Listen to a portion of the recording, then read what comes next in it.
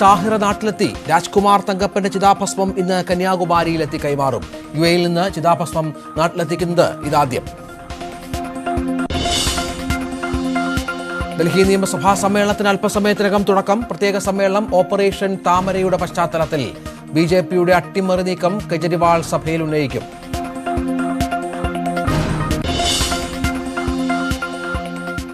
Kareem Benzema UEFA player of the year പുരസ്കാരത്തിന് അർഹമാക്കിയത് റയലിനായി നടത്തിയ മിന്നും പ്രകടനം.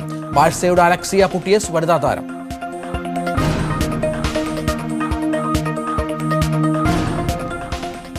ചരിത്ര നിയോഗവുമായി താഹിറ യുഎഇയിൽ നിന്ന് നാട്ടിലെത്തി. 2 വർഷം മുൻപ് കോവിഡ് ബാധിച്ച് മരിച്ച കന്യാകുമാരി സ്വദേശി രാജ്കുമാർ തങ്കപ്പന്റെ ചിതാഭസ്മവുമായാണ് കോഴിക്കോട് സ്വദേശി താഹിറ കല്ലുമുറിക്കൽ എത്തിയത്. പുലർച്ചെ തിരുവനന്തപുരം വിമാനത്താവളത്തിലെത്തിയ താഹിറ ഉച്ചയോടെ കന്യാകുമാരിയിലെത്തി ചിതാഭസ്മം കൈമാറും. ആദ്യമായാണ് യുഎഇയിൽ മരിച്ചയാളുടെ ചിതാഭസ്മം നാട്ടിലെത്തിക്കുന്നത്. 2020 മെയ്യിലാണ് കന്യാകുമാരി സ്വദേശി രാജ്കുമാർ തങ്കപ്പൻ യുഎഇയിൽ കോവിഡ് ബാധിച്ച് മരിച്ചത്. ഏറ്റെടുക്കാൻ ആരുമില്ലാതെ മൃതദേഹം യുഎഇയിൽ തന്നെ സംസ്കരിച്ചു. രാജ്കുമാറിന്റെ ചിതാഭസ്മം ഏറ്റുവാങ്ങിയത് സുഹൃത്തായ കോട്ടയം സ്വദേശി സിജോ പോൾ. എന്നാൽ സാമ്പത്തിക ബുദ്ധിമുട്ട് മൂലം നാട്ടിൽ വരാൻ സിജോയ്ക്ക് കഴിഞ്ഞില്ല. സ്വന്തം താമസ സ്ഥലത്ത് സിജോ ചിതാഭസ്മം സൂക്ഷിച്ചു വെച്ചു. അമ്മയെ നേരത്തെ തന്നെ നഷ്ടപ്പെട്ട രാജ്കുമാറിന്റെ മക്കൾ അച്ഛൻ്റെ ചിതാഭസ്മമെങ്കിലും ഏറ്റുവാങ്ങണമെന്ന ആഗ്രഹം പ്രകടിപ്പിച്ചിരുന്നു. ഇതറിഞ്ഞാണ് യുഎഇയിൽ ആരോഗ്യ സാമൂഹ്യ മേഖലയിൽ പ്രവർത്തിക്കുന്ന താഹിറ ഈ ദൗത്യം ഏറ്റെടുത്തത്. എല്ലാവർക്കും ഒരു പ്രശ്നം, ഇതെങ്ങനെ കൊണ്ടുപോകും, ബാക്കി പേപ്പർ വർക്കുകൾ ഇതിന് ഒരുപാടുണ്ട്. കാരണം 2 വർഷമായല്ലോ. ആ ഒരു ഒബ്സ്റ്റക്കിൾസ് ആണ് എന്നെ പിന്നെ അവനെ ഹെൽപ്പ് ചെയ്യാം, അല്ലെങ്കിൽ ആ കുടുംബത്തിനും ഹെൽപ്പ് ചെയ്യാമെന്ന് വിചാരിച്ചത്. ഏറെ സങ്കീർണമായ നടപടിക്രമങ്ങളെല്ലാം പൂർത്തീകരിച്ചാണ് ഒടുവിൽ താഹിറ ചിതാഭസ്മവുമായി കന്യാകുമാരിയിലേക്ക് തിരിച്ചത്. Lulu group marketing and communications മേധാവി വി നന്ദകുമാർ ഇതിനുള്ള ചെലവ് വഹിച്ചു. ജീവിച്ചിരുന്നപ്പോൾ ഒരിക്കലും കണ്ടിട്ടില്ലാത്തയാളുടെ ചിതാഭസ്മവുമായി താഹിറ എത്തുമ്പോൾ കന്യാകുമാരിയിൽ കാത്തിരിക്കുകയാണ് രാജ്കുമാറിന്റെ പ്രിയപ്പെട്ടവർ. News desk, news 18. താഹിറ ഇപ്പോൾ തിരുവനന്തപുരത്തുണ്ട്. അല്പസമയത്തിനകം കന്യാകുമാരിയിലേക്ക് അവർ തിരിക്കും. എസ് ശരൺ ഏറ്റവും പുതിയ വിവരങ്ങൾ പങ്കുവെക്കും. ശരൺ, വലിയ ദൗത്യമാണ് അവർ ഏറ്റെടുത്തത്. അത് സഫലീകരണത്തിലേക്ക് എത്തുന്ന സാഹചര്യവും അല്പസമയത്തിനകം സംഭവിക്കും. അവരോട് സംസാരിക്കാൻ സാധിച്ചോ? ഈ മിഷനുമായി ബന്ധപ്പെട്ട് അവർ പങ്കുവെക്കുന്ന ആത്മവിശ്വാസം, അവരുടെ ഒരു ഈ പറഞ്ഞതുപോലെയുള്ള ലക്ഷ്യപൂർത്തീകരണത്തിലുള്ള സംതൃപ്തി, അതൊക്കെ എന്താണ്?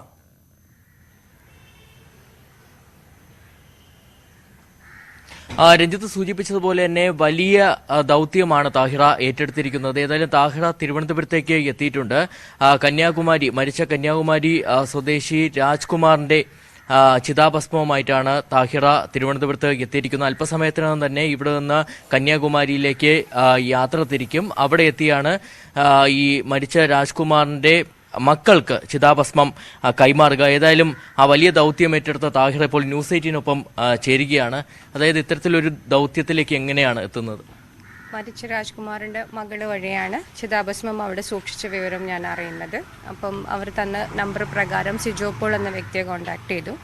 അങ്ങനെ അവർ പറഞ്ഞു എന്നും എന്തുകൊണ്ടാണ് ചിതാഭസ്മം അവിടെ അവരുടെ കൂടെ സൂക്ഷിച്ചു വെച്ചിട്ടുള്ളത് എന്നും അത് നാട്ടിലെത്തിക്കാനുള്ള പേപ്പർ വർക്കുകളുടെ ബുദ്ധിമുട്ട് എന്താണെന്നും അവരിൽ തന്നെയാണ് ഞാൻ മനസ്സിലാക്കിയത്. പിന്നെ ഞാൻ അവിടുത്തെ ഒരു ഗവൺമെൻറ് അതോറിറ്റിയിൽ വർക്ക് ചെയ്യുന്നതാണ്, ആരോഗ്യ പ്രവർത്തകയാണ്. കോവിഡ് സമയത്ത് ഏഷ്യൻ കൺട്രീസിൻ്റെ കെയർ കോർഡിനേറ്റർ ടീം ലീഡായിട്ട് വർക്ക് ചെയ്യുമായിരുന്നു. അതുപോലെ തന്നെ അവിടുത്തെ എമർജൻസി ഓപ്പറേഷൻ സെൻറ്ററുമായിട്ടും വർക്ക് ചെയ്യാൻ സാധിച്ചിട്ടുണ്ട്. അപ്പം അന്ന് കോവിഡൊക്കെ വന്ന് മരിച്ച ആളുകളുടെ ഡെഡ് ബോഡി എന്ത് ചെയ്തിരുന്നു എന്നുള്ളതിനെ പറ്റിയിട്ട് വ്യക്തമായ ഒരു ധാരണയും, അതിനോടൊപ്പം ആ സമയത്താണ് ആദ്യമായിട്ടൊരു സാമൂഹ്യ പ്രവർത്തനത്തിലോട്ട് ഇറങ്ങിത്തിരിക്കുന്നതും. കാരണം കോവിഡാണല്ലോ നമ്മളെ ഒരു മനുഷ്യൻ എന്താവണം അല്ലെങ്കിൽ എന്താവരുത് എന്ന് പഠിപ്പിച്ചു തന്നിട്ടുള്ളൊരു കാലം കൂടിയാണെന്നാണ് ഞാനിപ്പോഴും ഇനിയും വിശ്വസിക്കാനും ഇഷ്ടപ്പെടുന്നത്. അപ്പം ഈ ഡെത്ത് പ്രൊസീജിയർ അല്ലെങ്കിൽ പിന്നീട് അങ്ങോട്ടേക്ക് വരുന്ന ഫോർമാലിറ്റീസ് എന്താണെന്ന് എനിക്കൊരു റഫ്ലി ഒരു ഐഡിയ ഉണ്ട്. പിന്നെ അവരുടെ കൈവശം ഉണ്ടായിരുന്ന പേപ്പേഴ്സ് എല്ലാം റിവ്യൂ ചെയ്തു. അതിൽ മിസ്സിംഗ് ഡോക്യുമെൻറ്റ്സും പിന്നീട് ഇന്ത്യൻ കോൺസുലേറ്റ്, ഇവരുടെ ഡെത്ത് രജിസ്റ്റർ ചെയ്തത് ദുബായിലെ ഇന്ത്യൻ കോൺസുലേറ്റിലായിരുന്നു. അവിടെ അപ്രോച്ച് ചെയ്തപ്പോൾ ബാക്കി മിസ്സിംഗ് ഡോക്യുമെൻറ്റ്സ് എന്താണെന്ന് മനസ്സിലായി. അതിനിടയ്ക്ക് ഒരുപാട് കടമ്പകൾ ഉണ്ടായിരുന്നു. കാരണം ചില സമയങ്ങളിൽ ചില അതോറിറ്റി അവരുടെ മാനേജ്മെൻറ്റ് ചേഞ്ച് ആവും. അപ്പോൾ ഇവരെ ക്രിമേറ്റ് ചെയ്ത ക്രിമിറ്റോറിയത്തിൻ്റെ മാനേജ്മെൻറ്റ് ചേഞ്ച് ആയിട്ടുണ്ടായിരുന്നു. അവിടെയായിരുന്നു ഏറ്റവും ബുദ്ധിമുട്ട് അനുഭവപ്പെട്ട ഒരു നിമിഷം. കാരണം അവിടുന്ന് ഒഫീഷ്യലി ഇന്ന ആളുടെ മൃതദേഹം ഇന്ന സമയത്ത് ക്രിമേറ്റ് ചെയ്തു എന്ന് അവിടുന്ന് സൈൻ ആൻഡ് സ്റ്റാമ്പ് ചെയ്തിട്ടുള്ളൊരു പേപ്പർ കിട്ടണം. അത് മാത്രമേ ഉള്ളൂ കോൺസുലേറ്റ് ആക്സെപ്റ്റ് ചെയ്യുള്ളൂ. അപ്പോൾ അത് അവരുടെ മാനേജ്മെൻറ്റ് മാറിയത് കാരണം അവർക്ക് ഓൾഡ് ഡോക്യുമെൻറ്റ്സ് റീഇഷ്യൂ ചെയ്യാനുള്ള ബുദ്ധിമുട്ടുകളുണ്ടായിരുന്നു. പിന്നീട് കാണാൻ ഇതൊരു സെൻസേഷൻ ആക്കണം എന്ന് വിചാരിച്ചിട്ടോ അല്ലെങ്കിൽ ആ രീതിയിലല്ല ഞങ്ങൾ ആദ്യം ഇതിനെ അപ്രോച്ച് ചെയ്തത്. ഏതെങ്കിലും ഒരാൾ ദുബായിൽ നിന്ന് ട്രിവാൻഡ്രത്തോട്ടേക്ക് വരുമ്പോൾ ഈ ന്യൂസ് കണ്ടിട്ട് താല്പര്യമുള്ള ആളുകൾക്ക് അവരെ കൊണ്ട് നമ്മളിത് കൊണ്ടു കൊടുപ്പിക്കുക എന്നായിരുന്നു. കാരണം എനിക്കും ലീവൊക്കെ കിട്ടാൻ ബുദ്ധിമുട്ടാണ്. സിജോയ്ക്ക് തീരെ ലീവ് കിട്ടാനും ചാൻസ് കുറവായിരുന്നു. അങ്ങനെ അതിലോട്ട് നിൽക്കുമ്പോഴാണ് സിജോയ്ക്ക് ബുദ്ധിമുട്ട്. ആരും പിന്നെ മുന്നോട്ടേക്ക് വന്നില്ല. കാരണം നമ്മളുടെ പാസ്പോർട്ട് പോയിട്ട് നമ്മൾ തന്നെ ഫിസിക്കലി പ്രസൻ്റ് ആവേണ്ട ഒരുപാട് സ്ഥലങ്ങളുണ്ട്. അപ്പോൾ ജോലി സംബന്ധമായിട്ട് എല്ലാവർക്കും എല്ലാ സമയത്തും ലീവ് കിട്ടിക്കൊള്ളണം എന്നില്ല. അതിൽ മുന്നോട്ടേക്ക് ഇറങ്ങി ചോദിച്ച സമയത്ത് എനിക്ക് അങ്ങനെ പോകേണ്ട സമയത്തൊക്കെ എനിക്ക് ലീവ് കിട്ടി. കൂടെ എൻ്റെ ഹസ്ബൻഡും ഉണ്ടായിരുന്നു. എനിക്ക് പോകാൻ പറ്റാത്ത സ്ഥലങ്ങളിൽ, ഫിസിക്കലി പോകേണ്ട സ്ഥലങ്ങളിൽ അദ്ദേഹം എന്നെ സപ്പോർട്ട് ചെയ്തു. അങ്ങനെ അവസാനം ഒരുപാട് കാലത്തെ പ്രവർത്തനങ്ങളായിരുന്നു. അതെ, ഓൾമോസ്റ്റ് ഇപ്പോൾ ഒരു മാസത്തോളമായി ഞങ്ങളിതിൻ്റെ പിറകിലായിട്ട്. ഇന്ന് നമുക്കൊരു യാത്ര എപ്പോഴും ഞങ്ങളൊക്കെ പ്രവാസിയാണ്, 10-15 വർഷമായി. എപ്പോഴും നാട്ടിലോട്ടേക്കുള്ള സ്റ്റാറ്റസ് ഇടുമ്പോൾ ഫീലിംഗ് ഹാപ്പി അല്ലെങ്കിൽ എക്സൈറ്റഡ് എന്നുള്ള ഒരു സ്റ്റാറ്റസാണ് ഏതൊരു പ്രവാസിയും തിരിച്ച് കുടുംബത്തിലോട്ടേക്ക് പോകുമ്പോൾ. ഈ യാത്രയിൽ മാത്രം നമുക്ക് സങ്കടവും സന്തോഷവും ഒരുമിച്ചുള്ള ഒരു ഫീൽ ചെയ്തൊരു യാത്ര. കാരണം സങ്കടം എന്താണെന്ന് വെച്ച് കഴിഞ്ഞാൽ അച്ഛനാണല്ലോ, അല്ലെങ്കിൽ ഉപ്പ അതാണ്. ആ ഉപ്പയായിട്ട് തിരിച്ചു വരുന്നത് ഒരിക്കലും നമുക്കൊരു ഭസ്മമായിട്ട് തിരിച്ച് ആക്സെപ്റ്റ് ചെയ്യാൻ എല്ലാവർക്കും ബുദ്ധിമുട്ടായിരിക്കും. ഈവൺ എനിക്ക് വരെ. ഇപ്പം ഞാനിപ്പോൾ അവിടുന്ന് അങ്ങോട്ടേക്ക് ഇറങ്ങാൻ പോവാണ്. എന്തായിരിക്കും അവിടുത്തെ ആക്സെപ്റ്റൻസ് എന്ന് നമുക്കറിയാം. ഇത് ആദ്യമായിട്ടായിരിക്കുമല്ലോ ഒരാളുടെ ചിതാഭസ്മം കേരളത്തിലേക്ക് കൊണ്ടുവരുന്നത്. ചിതാഭസ്മം അല്ല, കൊണ്ടുവന്നിട്ടുണ്ടാവും മുന്നേ. പക്ഷേ ഒരുപാട് കാലങ്ങൾക്ക് ശേഷം സൂക്ഷിച്ച് പേപ്പേഴ്സുകൾ മിസ്സായ അങ്ങനത്തെ ഒരു കുറേ ഡിഫിക്കൽട്ട് പ്രൊസീജിയറിൽ കൂടെ കടന്നു പോയിട്ട് ഇങ്ങനെ വർഷങ്ങൾക്ക് ശേഷം ചിതാഭസ്മം എത്തുന്നത് ആദ്യമായിട്ടായിരിക്കും. സാധാരണ സ്വന്തമായിട്ട് ഓതറൈസ്ഡ് ആയിട്ടുള്ള റിലേറ്റീവ്സ് ആയിരിക്കും ഇത് കൊണ്ടുവരിക. പക്ഷേ ഇതിപ്പോൾ നിയോഗം എന്നിലൂടെയും സിജോയിലൂടെയൊക്കെയാണ്. ഞങ്ങളാരും ഇതുവരെ പരസ്പരം കണ്ടിട്ടോ അറിയാത്തയോ ആളുകളാണ്. ഏതായാലും തികച്ചും മഹനീയമായ പ്രവർത്തനങ്ങളാണ് ഈ സിജോയുടെയും താഹിറയുടെയും ഭാഗത്തു നിന്നുണ്ടായെന്ന് തന്നെ എടുത്ത് പറയേണ്ടിയിരിക്കുന്നു. കാരണം 2 വർഷത്തോളം സുഹൃത്തായ രാജ്കുമാറിന്റെ ചിതാഭസ്മം സിജോ സൂക്ഷിക്കുന്നു. അതിനുശേഷമാണ് അത് താഹിറയ്ക്ക് കൈമാറിയിരിക്കുന്നത്. താഹിറ ആ ദൗത്യം ഏറ്റെടുത്തുകൊണ്ട് തന്നെ തിരുവനന്തപുരത്തേക്ക് എത്തിയിരിക്കുന്നു. ഇന്ന് ഉച്ചയോടുകൂടി കന്യാകുമാരിയിലെത്തി രാജ്കുമാറിന്റെ മക്കൾക്ക് ഇത് കൈമാറുകയും ചെയ്യും. സ്വാഭാവികമായിട്ടും ചിതാഭസ്മം കൈമാറുമ്പോൾ വൈകാരികമായ, നമുക്കറിയാം ഇപ്പോൾ താഹിറ സൂചിപ്പിച്ചതുപോലെ തന്നെ സാധാരണഗതിയിൽ യുഎയിൽ നിന്നും നാട്ടിലേക്ക് മടങ്ങി എത്തുന്ന ഒരാൾ സ്റ്റാറ്റസ് ഇടുമ്പോൾ സന്തോഷം പ്രകടിപ്പിക്കാറുണ്ട്. പക്ഷെ ഇപ്പോൾ വൈകാരികമായ ഒരു ബന്ധം കൂടി വന്നിരിക്കുകയാണ്. സ്വാഭാവികം ചിതാഭസ്മവുമായിട്ടാണ് ഇവിടേക്ക് എത്തിയിരിക്കുന്നത്. അതുകൊണ്ട് തന്നെ അത് മക്കളെ ഏൽപ്പിക്കുന്നു എന്നുള്ള 10 മടങ്ങ് സന്തോഷവും താഹിറയുടെ വാക്കുകളിൽ നമുക്ക് വായിച്ചെടുക്കാൻ കഴിയുന്നുണ്ട്. രഞ്ജിത്ത്, ഇതാണ്, അതായത് ഉച്ചയോടുകൂടി കന്യാകുമാരിയിൽ താഹിറ എത്തും. അവിടെ വെച്ച് രാജ്കുമാറിന്റെ മക്കൾക്ക് ചിതാഭസ്മം കൈമാറും. ഇത് നേരത്തെ പറഞ്ഞതുപോലെ ഒരുപാട് പേപ്പർ വർക്കുകൾ വേണ്ടി വന്നു ശരൺ. ഇത് നേരത്തെ പലതവണ ഒരുപക്ഷെ ചിതാഭസ്മം കൊണ്ടുവന്നിട്ടുണ്ടായിരിക്കാം. പക്ഷേ ഇങ്ങനെ പേപ്പറുകൾ നഷ്ടപ്പെടുന്നു, ഇത്രകാലം കാത്തിരിക്കേണ്ടി വരുന്നു. ഈ താഹിറ ഇത് വിവരം മനസ്സിലാക്കുന്നു, ഇതിന് പിന്നിൽ പ്രവർത്തിക്കുന്നു. അങ്ങനെ ഒരുപാട് പേരുടെ സഹായവും സ്വാഭാവികമായും അവർക്ക് ലഭിച്ചു കാണുമല്ലോ. ഇന്ത്യൻ എംബസി അടക്കം ഈ വിഷയത്തിൽ ഇടപെട്ടു എന്നാണ് മനസ്സിലാകുന്നത്. ചില വ്യവസായ പ്രമുഖരുമൊക്കെ അവരെ പിന്തുണയ്ക്കാനുണ്ടായിരുന്നു. ഇത്തരത്തിൽ ഒരു ചരിത്ര ദൗത്യം അത് പൂർത്തിയാക്കുമ്പോൾ അവർ പങ്കുവെക്കുന്ന വികാരം അത് പലതരത്തിലാണ്. അത് കുറച്ചുകൂടി അവരോട് അവരിൽ നിന്ന് നമുക്കത് ചോദിച്ച് മനസ്സിലാക്കാമെന്ന് തോന്നുന്നു.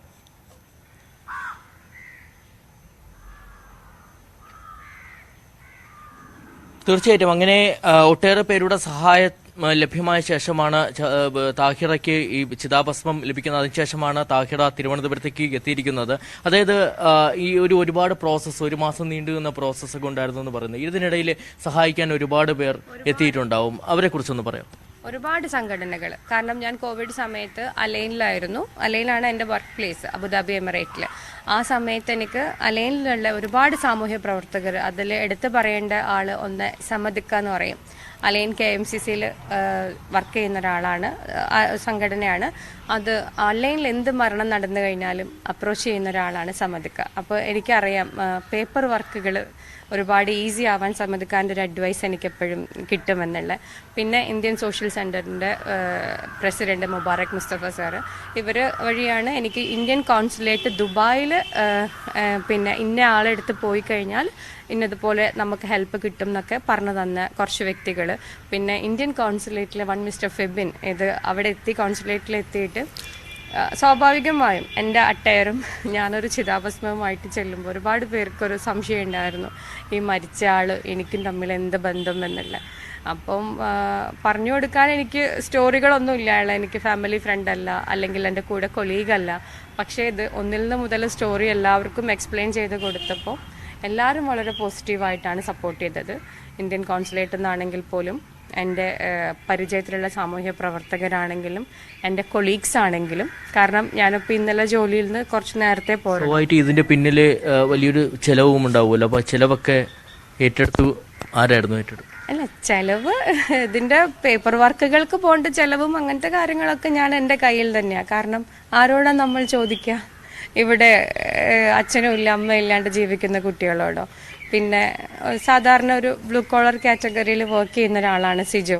അപ്പോൾ പിന്നെ അവരെയൊക്കെ കമ്പയർ ചെയ്ത് വെച്ച് നോക്കുമ്പോൾ ഞാൻ തന്നെയാണ് ആ ചിലവ് ഏറ്റെടുക്കാൻ അർഹിക്കുന്നത് എനിക്ക് തോന്നി.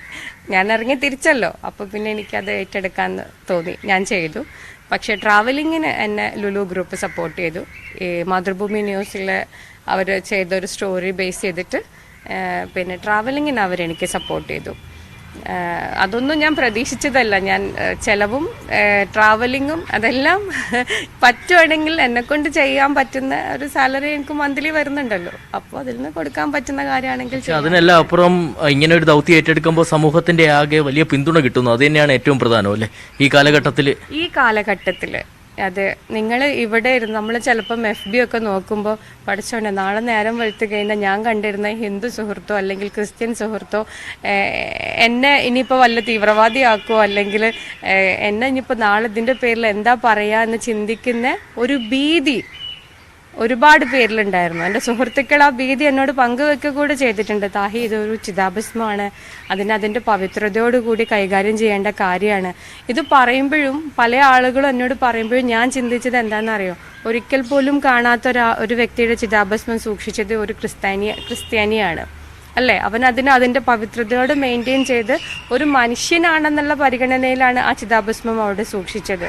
അത് ഞാൻ ഏറ്റെടുക്കുമ്പോഴും ഈ റെക്സി എന്ന് പറയുന്ന അദ്ദേഹത്തിൻ്റെ മോളോട് സംസാരിച്ച് കഴിഞ്ഞപ്പോൾ അച്ഛൻ്റെ കല്ലറയിൽ ഒരു കല്ല് വെച്ചിട്ട് ഇവിടെ അച്ഛൻ ഉറങ്ങുന്നു എന്ന് വിചാരിക്കുമ്പോൾ ആ മോളെ എനിക്കൊരു അനിയത്തിനെ പോലെ എനിക്ക് ഫീൽ ചെയ്തിട്ടുള്ളൂ.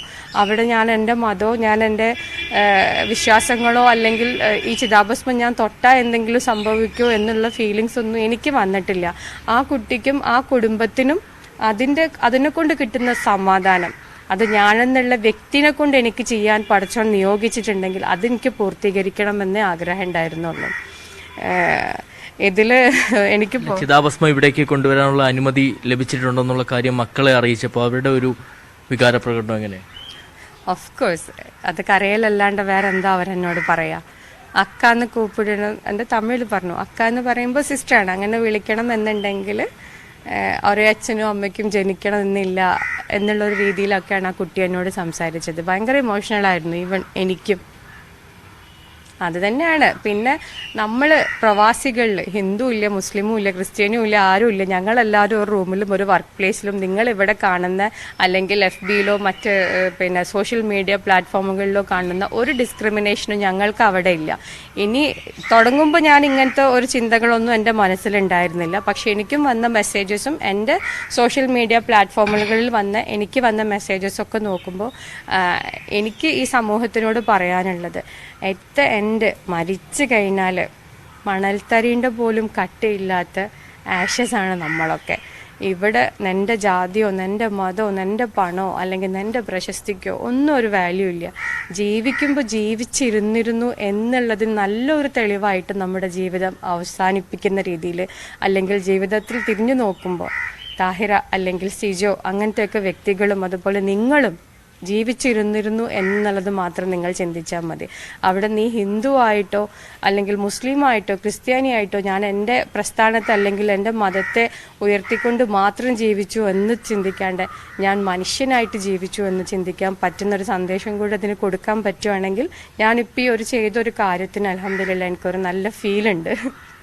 ഏതായാലും താഹിറ ഏറ്റെടുത്ത ആ വലിയ ദൗത്യം അത് വിജയത്തിലേക്ക് എത്തുന്നതിൻ്റെ അതിൻ്റെ വലിയ സന്തോഷമാണ് താഹിറയുടെ വാക്കുകളിലൂടെ നമുക്ക് കാണാൻ കഴിയുന്നത്. ഏതായാലും വലിയ കടമ്പകളായിരുന്നു താഹിറയ്ക്ക് മുന്നിലുണ്ടായിരുന്നത്. നേരത്തെ സൂചിപ്പിച്ചതുപോലെ തന്നെ 1 മാസത്തോളം നീണ്ടു നിന്ന ആ നടപടിക്രമങ്ങളൊക്കെ ഉണ്ടായിരുന്നു. ഒരുപാട് സാങ്കേതികമായിട്ടുള്ള തടസ്സങ്ങളുണ്ടായിരുന്നു. അതിനെല്ലാം മറികടന്നുകൊണ്ടാണ് താഹിറ രാജ്കുമാറിൻ്റെ ചിതാഭസ്മവുമായിട്ട് തിരുവനന്തപുരത്തേക്ക് എത്തിയിരിക്കുന്നത്. ഇന്ന് പുലർച്ചയോടുകൂടിയാണ് താഹിറ ഇവിടേക്ക് എത്തിയത്. ഏതായാലും അല്പസമയത്തിനകം തന്നെ കന്യാകുമാരിയിലേക്ക് പോയി അവിടെ വെച്ചാണ് രാജ്കുമാറിന്റെ മക്കൾക്ക് ചിതാഭസ്മം കൈമാറുകയും ചെയ്യുക. ഏതായാലും വിശദീകരിക്കുകയായിരുന്നു ന്യൂസ് 18നോട് എങ്ങനെയാണ് കഴിഞ്ഞ കുറേ നാളുകൾ താഹിറ ഏതൊക്കെ രീതിയിലുള്ള ഇടപെടലുകൾ നടത്തിയായിരുന്നു. ഒപ്പം തന്നെ പൊതുസമൂഹത്തിന്റെ വലിയ പിന്തുണ അതാണ് ഇവിടെ എടുത്തു പറയേണ്ടതായിട്ടുള്ളത്. ഇങ്ങനെ ഒരു ദൗത്യം താഹിറ ഏറ്റെടുക്കുമ്പോൾ തന്നെ സ്വാഭാവികമായിട്ടും ജാതിക്കും മതത്തിനുമൊക്കെ അപ്പുറമുള്ള ഇടപെടലുകൾ അല്ലെങ്കിൽ അവരുടെയൊക്കെ പൊതുസമൂഹത്തിന്റെ വലിയ പിന്തുണ ഇതിൽ കിട്ടിയിട്ടുണ്ടെന്നുള്ളത് കൂടിയാണ് താഹിറ പറഞ്ഞിരിക്കുന്നത്. ന്യൂസ് 18നൊപ്പം ചേർന്നതും അവരുടെ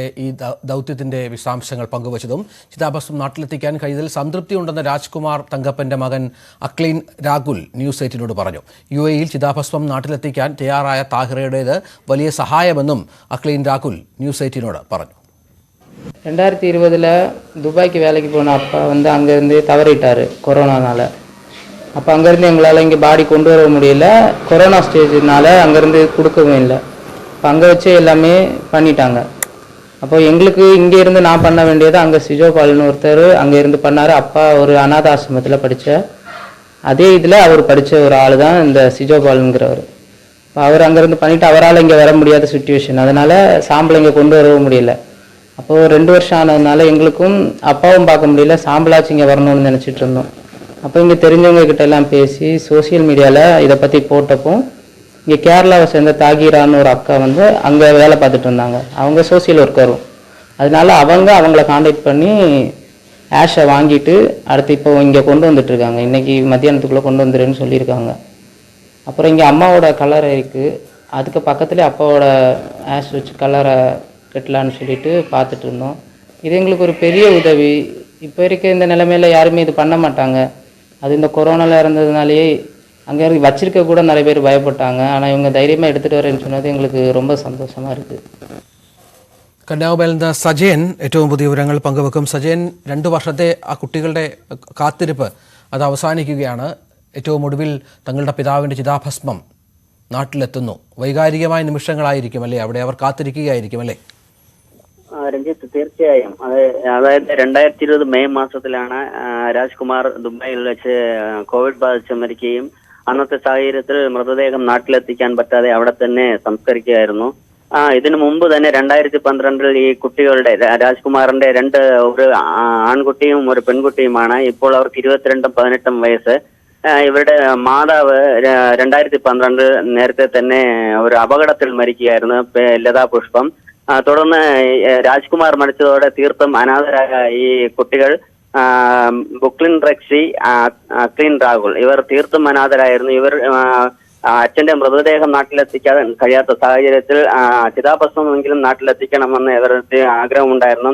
അതിലേക്ക് വേണ്ടി പല ശ്രമങ്ങളും നടത്തിക്കൊണ്ടിരിക്കുകയായിരുന്നു. അതിനിടയിൽ ഇവരുടെ മാതാവിന്റെ സമീപത്ത് തന്നെ പിതാവിനും കല്ലറ കെട്ടി ചിതാഭസ്മം തങ്ങൾക്ക് കൈമാറി കിട്ടുകയാണെങ്കിൽ അവിടെ തന്നെ മരണാനന്തര ചടങ്ങുകൾ ചെയ്ത ചിതാഭസ്മം അവിടെ സൂക്ഷിക്കുവാനുള്ള കാര്യങ്ങളെല്ലാം ഏർപ്പാട് ചെയ്തിരുന്നു. ഈ സാഹചര്യത്തിലാണ് അച്ഛന്റെ സുഹൃത്തും ഇതേപോലെ അനാഥത്വം എന്തെന്ന് പറഞ്ഞ അനാഥ ആശ്രമത്തിൽ വളർന്ന സിജോ എന്ന ഒരു സുഹൃത്ത് മുഖാന്തരം ഇവർ തീവ്രമായി പലതവണ ബന്ധപ്പെടുകയും ഈ ഹോസ്പിറ്റലിൽ നിന്ന് ചിതാഭസ്മം വാങ്ങി സിജോ സൂക്ഷിക്കുകയായിരുന്നു. തുടർന്ന് സോഷ്യൽ മീഡിയയിലൂടെ വാട്സാപ്പ് ഗ്രൂപ്പുകളിലും ഇത് ഷെയർ ചെയ്യായിരുന്നു. ഈ കുട്ടികളുടെ അച്ഛന്റെ ചിതാഭസ്മം നാട്ടിലെത്തിക്കാൻ കുട്ടികൾ അവിടെ കാത്തിരിക്കുകയാണ്. അല്പസമയത്തിനകം താഹിറ തിരുവനന്തപുരത്ത് നിന്ന് കന്യാകുമാരിയിലേക്ക് ചിതാഭസ്മവുമായി പുറപ്പെടും.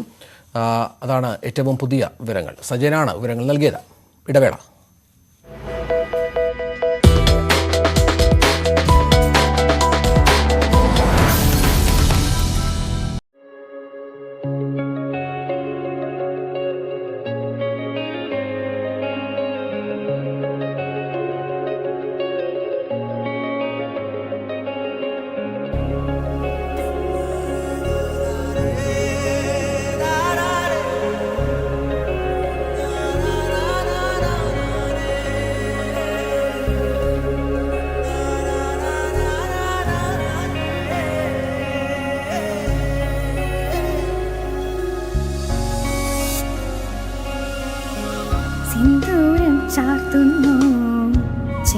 ചെമ്പകപ്പൂമുറ്റം പിന്നില പാലാണോ മന്ദാരപ്പൂന്തോട്ടം കുഞ്ഞാറ്റക്കുരുവിയും പൊൻതിങ്കൾ കുസൃതിയും നന്മതൻ തേടും പൂലനാള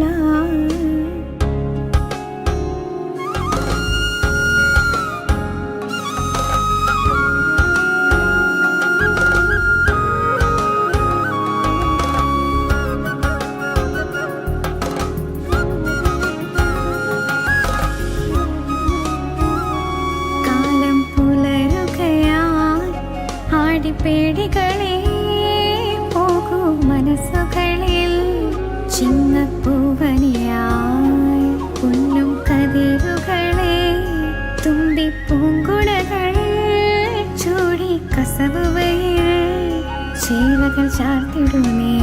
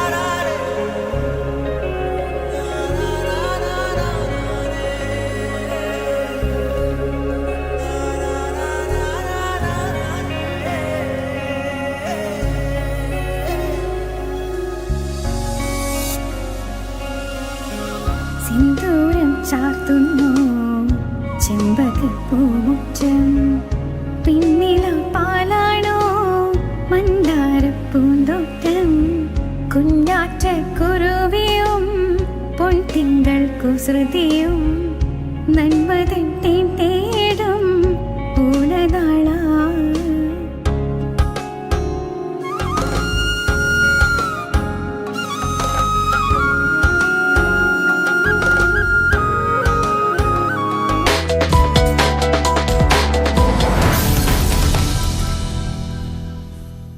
കോയമ്പത്തൂരിൽ നിന്ന് കണ്ടെത്തിയ വ്യവസായികളായ ദമ്പതികളെ അല്പസമയത്തിനകം തലശ്ശേരിയിലെത്തിക്കും. പാനൂർ ചമ്പാട് സ്വദേശിയായ രാജ് കബീർ, ഭാര്യ ശ്രീ ദിവ്യ എന്നിവരെ ഇന്ന് രാവിലെയാണ് കോയമ്പത്തൂരിൽ നിന്ന് കണ്ടെത്തിയത്.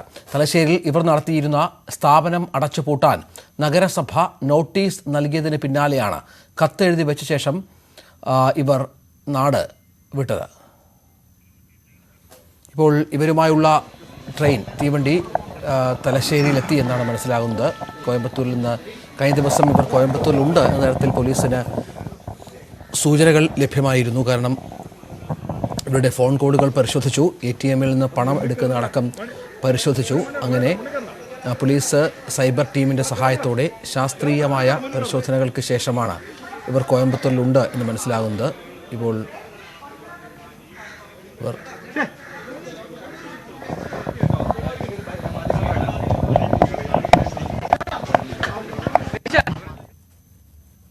സംരംഭകരെ രണ്ടുപേരെയും ഇപ്പോൾ നാട്ടിലെത്തിച്ചു എന്നാണ് മനസ്സിലാക്കുന്നത്.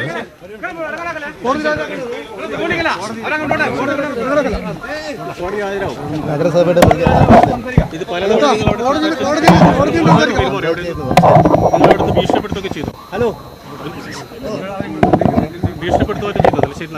നഗരസഭയുടെ വിഷയാറിൽ നമ്മൾ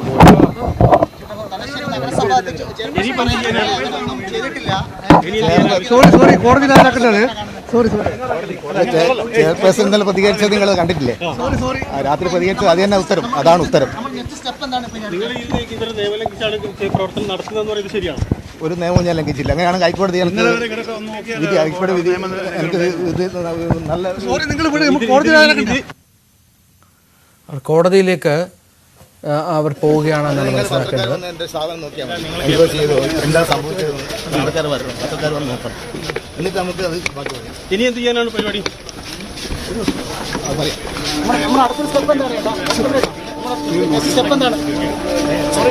നിങ്ങൾ പ്രതീക്ഷിച്ച ഒരു പിന്തുണ ഈ ഒരു വ്യവസായി എന്ന നിലയിൽ കിട്ടിയിട്ടുണ്ടോ? രാജീവ് സാർ വല്ലാണ്ട് സഹായിച്ചു.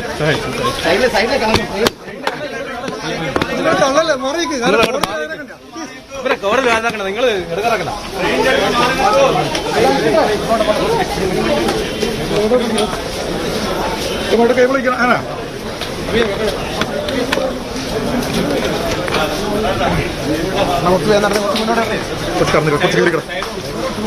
വണ്ടി വരുന്നുണ്ടാ? Okay okay okay.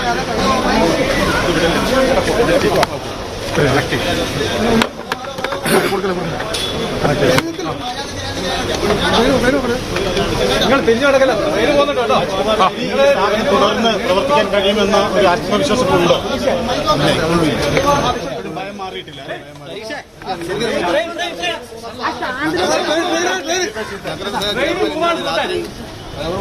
ഗൂഢശ്രമമാണ്. നിങ്ങളൊന്ന് മാറി അത് നമ്മൾ ഇന്നലെ നമ്മൾ ഇന്നലെ കണ്ടിട്ടുണ്ടായിരുന്നു. ഗൂഢശ്രമമാണെന്നാണ് അവർ ആരോപിക്കുന്നത്. ഗൂഢശ്രമമാണ്. ഭയം ഇനി മാറിയിട്ടില്ല. ഭയം മാറിയിട്ടില്ല. ഇന്നലെ ഞാനത് കണ്ടിട്ടുണ്ടായിരുന്നെങ്കിൽ ഇന്ന് തന്നെ എന്നെ ഭാര്യ കാണുന്നില്ല. ഇന്നലെ അവർ കണ്ടിട്ടില്ല. അതിനുശേഷമാണ് ഒരു പോലീസ് വ്യവസായ മന്ത്രിയിൽ നിന്നൊരു അനുകൂല നീക്കം ഈ കാര്യത്തിൽ പ്രതിഷേധം. വ്യവസായ മന്ത്രിയാണ് സഹായിച്ചത്. വ്യവസായ മന്ത്രി മാത്രമേ സഹായിച്ചിട്ടുള്ളൂ. വ്യവസായ മന്ത്രിയുടെ മകന് എന്റെ മകന് ഞാൻ മകന് കാത്തു നിൽക്കുന്ന സമയത്താണ് നഗരസഭ ക്രൂരമായിട്ട് എന്റെ മകന് നമ്മളിപ്പോ മനം എടുക്കാൻ ഇവിടുന്ന് പോയതാണ്.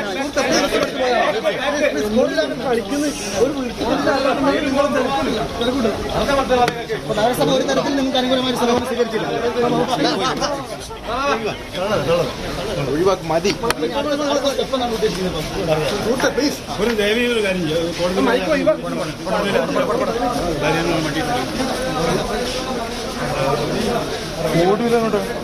ഓടില്ല കണ്ടുപിടിയും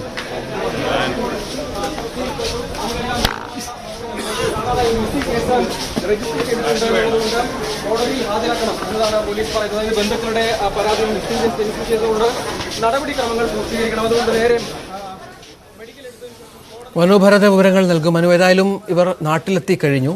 മാധ്യമങ്ങളോട് അവർ എന്തൊക്കെയോ കാര്യങ്ങൾ സംസാരിക്കുന്നുണ്ടായിരുന്നു. എന്താണ് അവർ പറഞ്ഞു വെച്ചത്? ഇപ്പോഴും നഗരസഭയ്ക്കെതിരെ തന്നെയാണോ അവരുടെ ആരോപണം?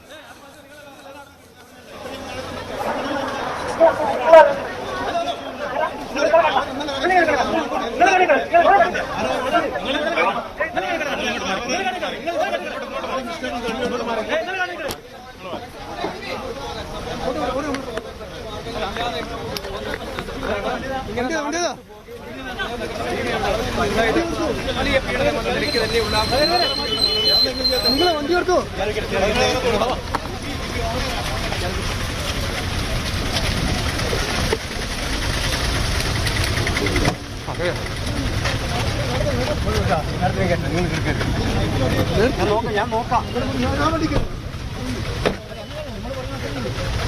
മനു, എന്താണ് ഇവർ തിരിച്ചെത്തിയപ്പോൾ ഇവരുടെ പ്രതികരണം? ആദ്യ പ്രതികരണം എന്താണ്? പ്രതികരണം ഇനിയും തങ്ങൾക്കിത് തുടർന്ന് നടത്താൻ കഴിയുമോ എന്ന ആശങ്ക നിലനിൽക്കുന്നു. തങ്ങളുടെ ഭാഗത്ത് ഒരു തെറ്റുമില്ലെന്ന് നഗരസഭയുടെ വിശദീകരണം കേട്ട് ഞെട്ടുകയാണ്. തകർന്നിരിക്കുകയാണ് തങ്ങൾ. ഇനിയും തങ്ങളുടെ സ്ഥാപനം നടത്താൻ കഴിയുമെന്ന വിശ്വാസം ഇല്ല. അവർ ഒന്നിനു പുറകെ ഒന്നായി ഇനിയും പുതിയ കാരണങ്ങൾ പറഞ്ഞുകൊണ്ട് തങ്ങളുടെ സ്ഥാപനം പൂട്ടിക്കും. ഈ പ്രതികരണം, നഗരസഭയുടെ പ്രതികരണം കേൾക്കുമ്പോഴേക്കും താൻ പോലീസിന്റെ അറസ്റ്റിലായി കഴിഞ്ഞു, അല്ലെങ്കിൽ കഴിഞ്ഞ രാത്രി താണ്ടാൻ തനിക്ക് കഴിയില്ലായിരുന്നു എന്നാണ് രാജ് കബീർ പറയുന്നത്. ഇനിയും ഈ പ്രശ്നങ്ങൾ ഉണ്ടാകും. ഏതായാലും രാജ് കബീറിനെ പോലീസ് ഇവിടെ എത്തിച്ചിരിക്കുന്നു. ഇദ്ദേഹത്തെ ഇനി കൊണ്ടുപോയി മെഡിക്കൽ പരിശോധനകൾക്ക് വിധേയമാക്കും. അതിനുശേഷമായിരിക്കും പിന്നീട് കോടതിയിൽ ഹാജരാക്കും. തുടർന്നായിരിക്കും ഇദ്ദേഹത്തിനെ ബന്ധുക്കൾക്കൊപ്പം പോകാൻ അനുവദിക്കുക. പക്ഷെ ആ വ്യവസായി എന്ന നിലയിൽ രാജ്കുമാർ ഉന്നയിക്കുന്ന പ്രശ്നങ്ങൾ അവിടെ തുടരുന്നു. എന്താണ് ഇനി ഈ സ്ഥാപനത്തിന്റെ ഭാവി എന്നതിനെ സംബന്ധിച്ചുള്ള ആശങ്കകൾ കൂടി എനിക്കുണ്ട് എന്ന് രാജ്കുമാർ പറയുന്നു. ഇത് നഗരസഭയുടെ ഭാഗത്തുനിന്ന് വളരെ മോശമായ ഒരു പെരുമാറ്റമാണ് തനിക്ക് നേരെ ഉണ്ടായത് എന്ന് രാജ്കുമാർ പറയുന്നു. ഇത് നേരത്തെ തന്നെ അദ്ദേഹം തന്റെ വാട്സപ്പ് സന്ദേശത്തിലും വ്യക്തമാക്കിയിരുന്നതാണ്. ഈ സന്ദേശത്തിൽ പറഞ്ഞ അതേ കാര്യങ്ങൾ തന്നെ വീണ്ടും ശക്തമായി ആവർത്തിക്കുകയാണ് രാജ്കുമാർ ചെയ്തത്. ഈ രാജ് കബീറിനെ മാത്രമാണ് നമ്മൾ ദൃശ്യങ്ങളിൽ കണ്ടത്. ശ്രീദിവ്യ അവരും ഉണ്ടായിരുന്നോ? ഒപ്പം അവരെയും കോടതിയിൽ ഹാജരാക്കിയ ശേഷമായിരിക്കുമോ മറ്റു നടപടികൾ? അതെ, അവരെയും കൊണ്ടുവന്നിട്ടുണ്ട്. അപ്പൊ ഇവർ രണ്ടുപേരെയും ആദ്യം വൈദ്യ പരിശോധനയ്ക്ക് ഹാജരാക്കണം. അതിനുശേഷമായിരിക്കും പിന്നീട് ഇരുവരെയും കോടതിയിൽ ഹാജരാക്കുക. കോടതിയിൽ ഹാജരാക്കിയതിനു ശേഷമായിരിക്കും പിന്നീട് ബന്ധുക്കൾക്കൊപ്പം പോകാനായി അനുവദിക്കുക. എന്നാലും രാജ് കബീറും ശ്രീദിവ്യയും ഒരു 24 മണിക്കൂർ നീണ്ടുനിന്ന അനിശ്ചിതത്വത്തിനൊടുവിൽ നാട്ടിൽ തിരിച്ചെത്തി എന്നുള്ളതാണ്. ഇവരെ ഇപ്പോൾ കോടതിയിൽ കൊണ്ടുപോയ ശേഷം അത്തരത്തിൽ അവരെ മറ്റ് നടപടിക്രമങ്ങളിലേക്ക് കടക്കും എന്ന് വേണം മനസ്സിലാക്കാൻ. പോലീസ് എത്തിയാണ് കോയമ്പത്തൂരിൽ നിന്ന് അവരെ ഇവിടെ എത്തിച്ചത്. ഇടവേളയ്ക്ക് ശേഷം കൂടുതൽ വാർത്തകളുമായി തിരിച്ചെത്താം.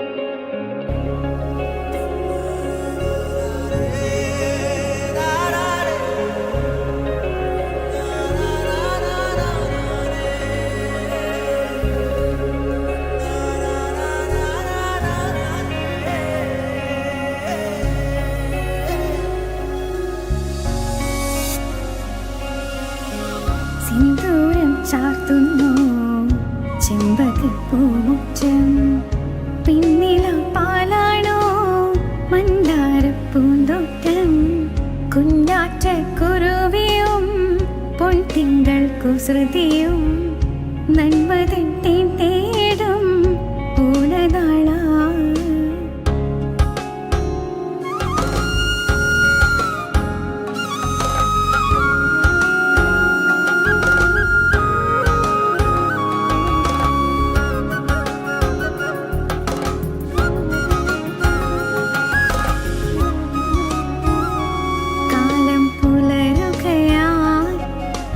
പേടികളെ പോകൂ മനസ്സുകളിൽ ചിങ്ങപ്പൂവനിയായി പൊന്നും കതിരുകളെ തുമ്പിപ്പൂങ്കുളകൾ ചൂടി കസവുവയിൽ ചേലകൾ ചാർത്തിടുമേ.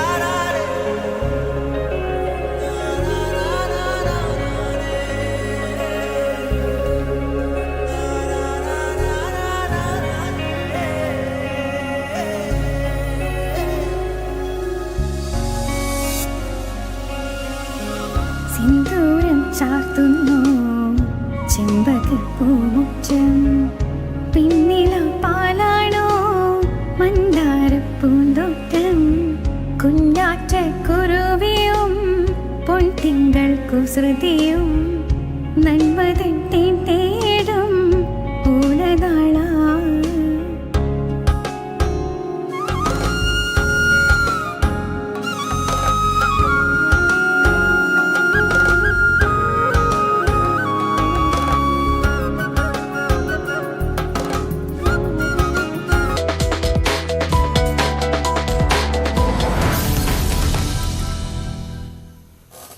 സുപ്രീം കോടതി ചീഫ് ജസ്റ്റിസ് NV രമണ ഇന്ന് വിരമിക്കും. വിരമിക്കൽ ദിവസത്തെ കോടതി നടപടികൾ സുപ്രീം കോടതി ലൈവ് സ്ട്രീമിംഗ് ചെയ്യുകയാണ്. ചരിത്രത്തിൽ ആദ്യമായാണ് സുപ്രീം കോടതിയിൽ നിന്ന് live streaming. Following questions may be answered as under whether the provisions of the IBC would prevail over the Customs Act, and if so, to what extent. The IBC would prevail over the Customs Act to the extent that once moratorium is imposed in terms of Section 14 or 35(5) of the IBC, as the case may be, the respondent authority only has a limited jurisdiction to assess, determine the quantum of customs duty and other levies.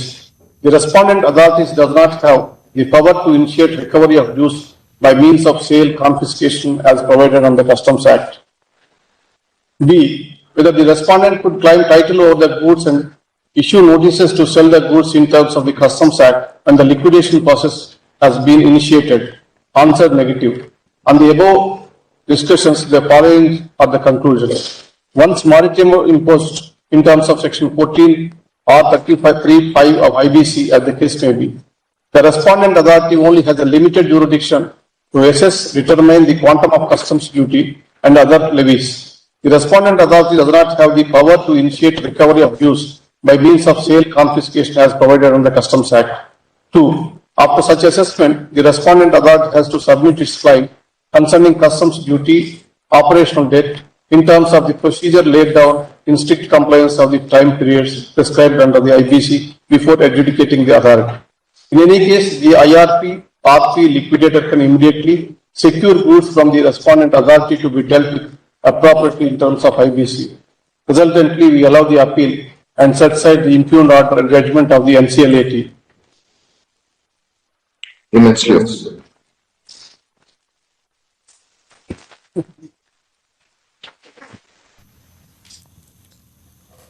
Supreme കോടതിയുടെ നടപടികൾ തത്സമയ സംപ്രേഷണം ചരിത്രത്തിൽ ആദ്യമായാണ് ഇത്തരത്തിൽ supreme കോടതി നടപടികൾ തത്സമയ സംപ്രേഷണം അതിന്റെ ലൈവ് സ്ട്രീമിംഗ് നടക്കുന്നത് എന്നുള്ളതാണ് പ്രധാനപ്പെട്ട.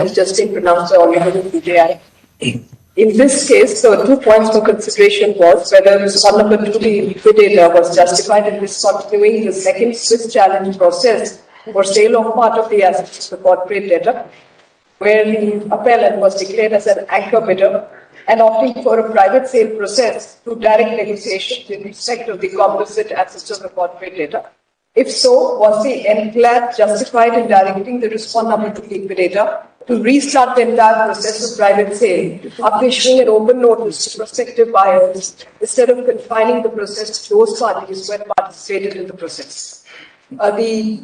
We have analyzed the entire statement and obvious of the IBC and the enactment in Chapter 3 of which deals with the liquidation process right from the stage of initiation of liquidation till the stage of dissolution of the corporate debtor, and have concluded that the impugned judgment passed by enclave to the extent that it has modified the order dated 16th August 21 passed by NCLT and directed restraining of private sale process is squashed and set aside.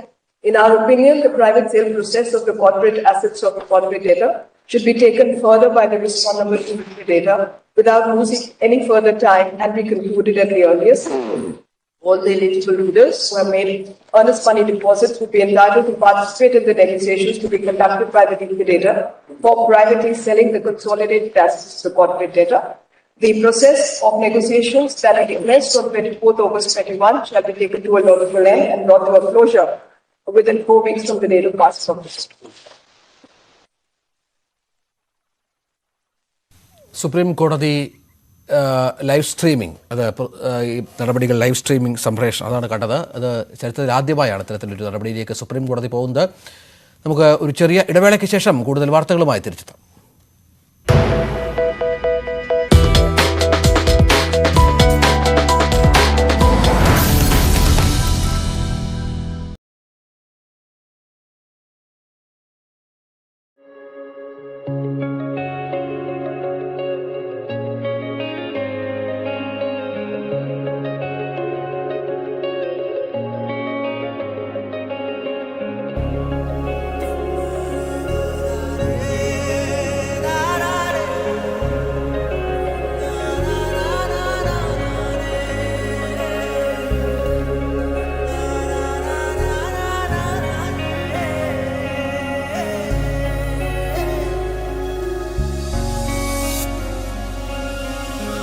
സിന്ദൂരം ചാർത്തുന്നു ചെമ്പകപ്പൂമുറ്റം പിന്നില പാലാണോ മന്ദാരപ്പൂന്തോട്ടം കുഞ്ഞാറ്റ കുരുവിയും പൊൻതിങ്കൾ കുസൃതിയും നന്മതൻ തേടും ഓണനാള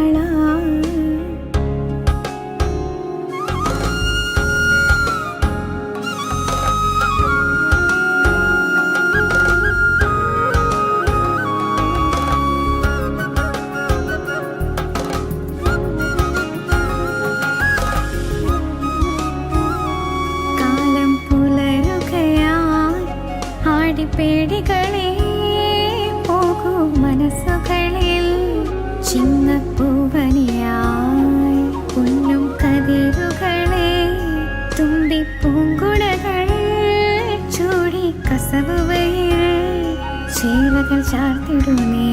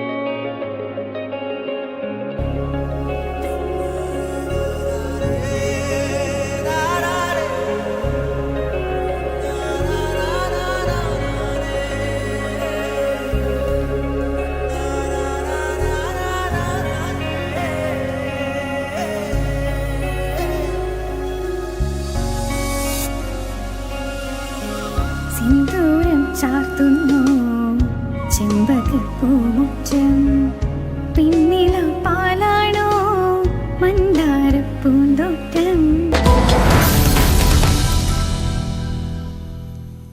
പാലക്കാട് യാക്കരപ്പുഴയിൽ യുവാവിനെ കൊന്നുതള്ളിയ സംഭവത്തിൽ 6 പേർ കസ്റ്റഡിയിൽ. ഇതിൽ കൃഷിയേച്ചിന്റെ arrest police രേഖപ്പെടുത്തി.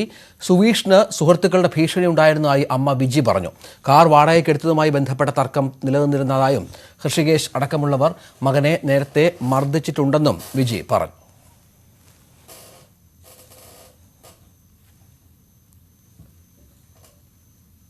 കൊച്ചിയിൽ വീണ്ടും ATM തട്ടിപ്പ്. ATM മെഷീനിൽ കൃത്രിമം നടത്തി പണം തട്ടിയെടുത്തു. ജില്ലയിൽ 11 ATMകളിലാണ് തട്ടിപ്പ് നടന്നത്.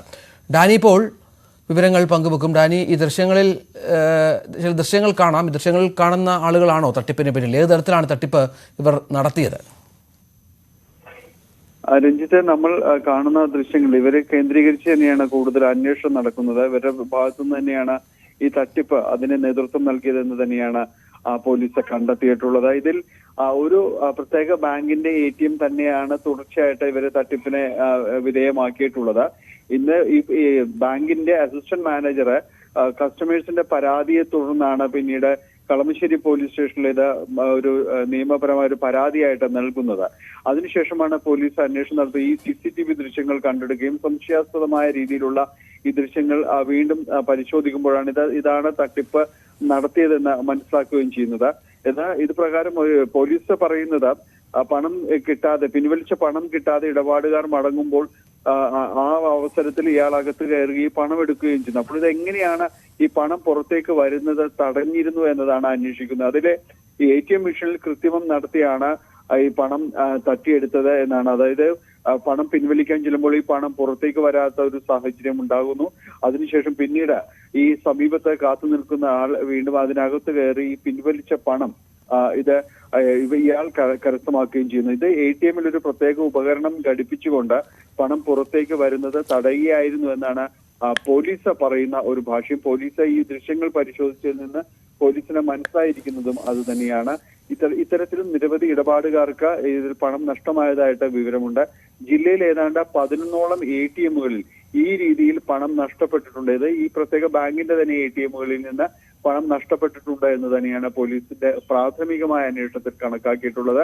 പോലീസ് അന്വേഷണം തുടരുകയാണ്. ഈ ദൃശ്യങ്ങൾ പോലീസ് പരിശോധിക്കുന്നു. ഈ ദൃശ്യങ്ങളിലുള്ളവർ സമീപത്ത് ഇതുമായി ബന്ധപ്പെട്ട് അറസ്റ്റായവരല്ല എന്ന് തന്നെയാണ് പോലീസ് മനസ്സിലാക്കുന്നത്. എന്തായാലും ഇത് സംബന്ധിച്ച് കൂടുതൽ അന്വേഷണം നടന്നു വരികയാണ്. രഞ്ജിത്ത്. ശരി ഡാനി. പാലക്കാട് CPI ജില്ലാ സമ്മേളനത്തിൽ സെക്രട്ടറിയെ തെരഞ്ഞെടുക്കാനും മത്സരം. KP സുരേഷ് രാജ്, പാലോട് മണികണ്ഠൻ എന്നിവരായിരുന്നു മത്സരരംഗത്ത്. സുരേഷ് രാജ് വിജയിച്ചു. ജില്ലാ കൌൺസിലിലേക്ക് നടന്ന വോട്ടെടുപ്പിൽ ഔദ്യോഗിക പാനലിനെതിരെ മത്സരിച്ച 4 പേർ ജയിച്ചു.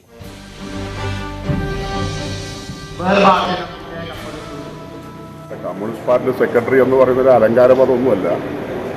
നമ്മുടെ പാർട്ടിയുടെ പ്രവർത്തനങ്ങളിൽ ഓരോരുത്തർക്കും ഓരോ പദവികളുണ്ട്. അത് പാർട്ടിയുടെ പ്രവർത്തനങ്ങൾ മുന്നോട്ട് കൊണ്ടുപോകുന്നതിന് വേണ്ടിയിട്ടുള്ള പദവികൾ മാത്രമാണ്. അതൊരു അലങ്കാരമായിട്ടൊന്നും നമ്മൾ കൊണ്ടു നടക്കാറില്ല. ഇതൊരു പുതിയ പദവിയായിട്ടും എനിക്ക് തോന്നുന്നില്ല. കാരണം കഴിഞ്ഞ 10 വർഷമായിട്ട് പാലക്കാട് ജില്ലയിലെ പാർട്ടിയുടെ പ്രവർത്തനങ്ങൾക്ക് നേതൃത്വം കൊടുത്തിട്ടുള്ള ഒരു അനുഭവമുള്ളതുകൊണ്ട് ഈ ഒരു പ്രതിസന്ധി ഘട്ടത്തിൽ പാർട്ടി ആവശ്യപ്പെട്ടപ്പോൾ ആ ഉത്തരവാദിത്വം ഏറ്റെടുത്തു എന്നതിനപ്പുറത്തേക്ക് മറ്റൊരു കാര്യം ഈ സമയത്ത് ചൂണ്ടിക്കാണിക്കാനില്ല. നമുക്കറിയാം, നമ്മുടെ രാജ്യവും കേരളവും ഒക്കെ അഭിമുഖീകരിച്ചുകൊണ്ടിരിക്കുന്ന നിരവധിയായ പ്രശ്നങ്ങളുണ്ട്. ആ പ്രശ്നങ്ങളെ അഭിസംബോധന ചെയ്യാനും അതിനുവേണ്ടി ജനങ്ങളെ അണിനിരത്താനുമുള്ള വലിയ ഉത്തരവാദിത്തമാണ് കമ്മ്യൂണിസ്റ്റ് പാർട്ടിയുടെ ചുമതലയേൽക്കുമ്പോൾ നമുക്ക് നിർവഹിക്കാനുള്ളത്. അതിനെല്ലാവരുടെയും സഹകരണം ഉണ്ടാകണം.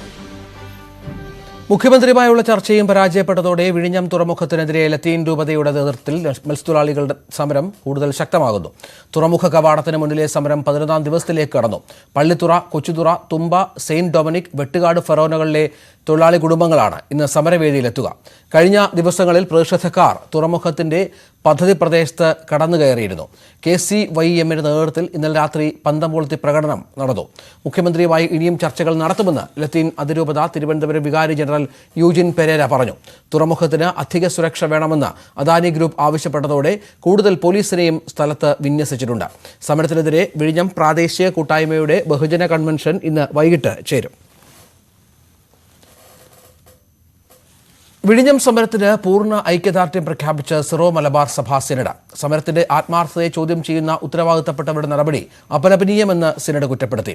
ഫയൽ തീർപ്പിന്റെ പേരിൽ ഞായറാഴ്ചകൾ പ്രവൃത്തിയിനങ്ങളാക്കുന്നത് സർക്കാർ പുനഃപരിശോധിക്കണമെന്നും സിനഡ് ആവശ്യപ്പെട്ടു. വൻകിട കമ്പനികൾക്ക് വേണ്ടി തീരവാസികൾ കുടിയൊഴിപ്പിക്കപ്പെടുകയാണ്. മത്സ്യത്തൊഴിലാളികളുടെ പ്രശ്നങ്ങൾ പരിഹരിക്കുന്നതിന് സർക്കാർ കുറച്ചുകൂടി ആത്മാർത്ഥതയോടെ ഇടപെടൽ നടത്തണം.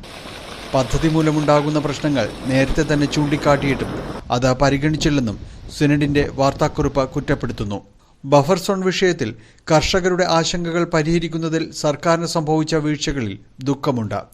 ഈ വിഷയത്തിലും സർക്കാർ സ്വീകരിച്ച നിലപാടുകൾ തിരുത്തേണ്ടതാണ്. ഫയൽ തീർപ്പിന്റെ പേരിൽ ഞായറാഴ്ചകൾ പ്രവൃത്തി ദിനങ്ങളാക്കുന്നത് പുനഃപരിശോധിക്കണം. ക്രൈസ്തവരുടെ ഞായറാഴ്ച ആചരണത്തെ സർക്കാർ പരിഗണിക്കേണ്ടതാണ്. മത്സര പരീക്ഷകൾ ഞായറാഴ്ചകളിൽ ക്രമീകരിക്കുന്നത് ചില നിക്ഷിപ്ത താൽപ്പര്യക്കാരുടെ നീക്കമാണെന്നും ഇത് തിരിച്ചറിയാൻ സർക്കാരിന് ആർജവത്വം ഉണ്ടാകണമെന്നും സഭാ അധ്യക്ഷൻ കൂടിയായ കർദിനാൾ ജോർജ് ആലഞ്ചേരി പുറത്തിറക്കിയ വാർത്താക്കുറിപ്പിൽ ആവശ്യപ്പെട്ടു. ന്യൂസ് 18 കൊച്ചി. വിഴിഞ്ഞം തുറമുഖത്തെ മത്സ്യത്തൊഴിലാളികളുടെ സമരത്തിൽ നിന്നും പോലീസ് സംരക്ഷണം ആവശ്യപ്പെട്ട് അദാനി ഗ്രൂപ്പും തുറമുഖ നിർമ്മാണ കമ്പനിയും നൽകിയ ഹർജികൾ ഹൈക്കോടതി ഇന്ന് പരിഗണിക്കും. പോലീസ് സംരക്ഷണം നൽകാൻ സംസ്ഥാന സർക്കാരിനോട് നിർദ്ദേശിക്കണമെന്നാണ് ആവശ്യം. കൂടാതെ കേന്ദ്രസേനയെ വിന്യസിക്കാൻ കേന്ദ്ര സർക്കാർ നിർദ്ദേശം നൽകണമെന്നും ആവശ്യമുണ്ട്.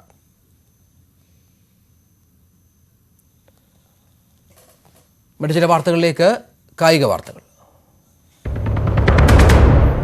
യുഎഫ പ്ലെയർ ഓഫ് ദി ഇയർ പുരസ്കാരം കരീം ബെൻസേമ. ചാമ്പ്യൻസ് ലീഗിൽ മാത്രം കഴിഞ്ഞ സീസണിൽ 45. റഷ്യയിലെ അർഖാൻ ഗ്ലസക് നോർത്തേൺ സ്റ്റേറ്റ് മെഡിക്കൽ യൂണിവേഴ്സിറ്റിയിൽ നിന്ന് കായിക രംഗത്തെ സംഭാവനകൾക്ക് ഓണററി ഡോക്ടറേറ്റ് ലഭിച്ച ഇന്ത്യൻ ഫുട്ബോൾ ഇതിഹാസം IM വിജയനെ സുഹൃത്തുക്കളും സഹതാരങ്ങളും ആദരിച്ചു. ചടങ്ങിൽ മുഖ്യാതിഥിയായിരുന്ന വിദ്യാഭ്യാസ മന്ത്രി വി ശിവൻകുട്ടി ഡോക്ടറേറ്റ് സർട്ടിഫിക്കറ്റ് കൈമാറി. ഡോക്ടർ ജസ്റ്റിൻ രാജ്, സെൽവരാജ്, മുൻ ഇന്ത്യൻ താരം VP ഷാജി തുടങ്ങിയവർ പങ്കെടുത്തു. ന്യൂസ് റൂം ലൈവ് തുടരും. ഇടവേളയ്ക്ക് ശേഷം.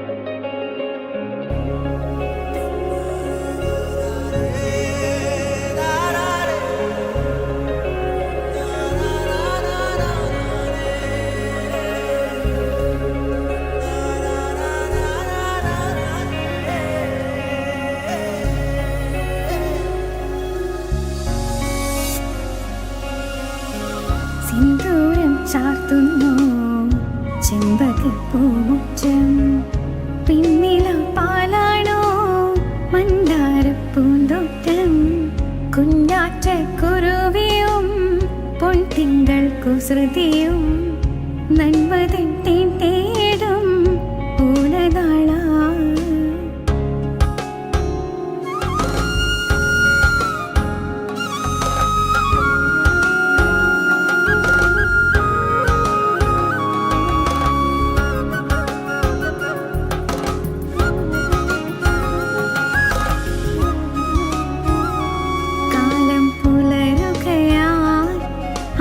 പേടികളെ പോകൂ മനസ്സുകളിൽ ചിങ്ങപ്പൂവനിയായി പൊന്നും കതിരുകളെ തുമ്പിപ്പൂങ്കുടകൾ ചൂടി കസവുവയിൽ ചേലകൾ ചാർത്തിടുന്നേ.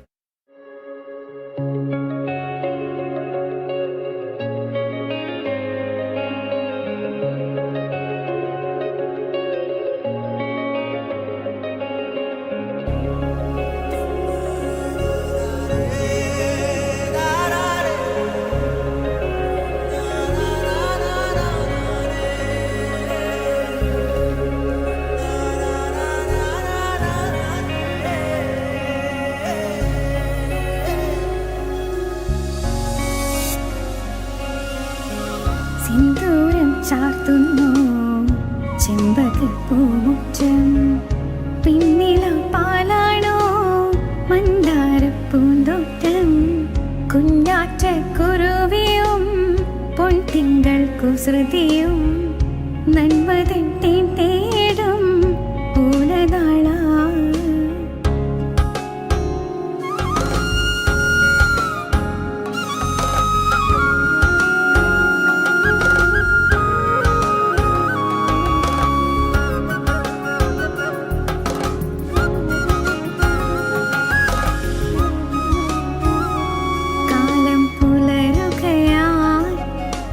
പേടികളെ പോകൂ മനസ്സുകളിൽ ചിങ്ങപ്പൂവനിയായി പൊന്നും കതിരുകളെ തുമ്പിപ്പൂങ്കുടകൾ ചൂടി കസവുവയിൽ ചേലകൾ ചാർത്തിടുന്നേ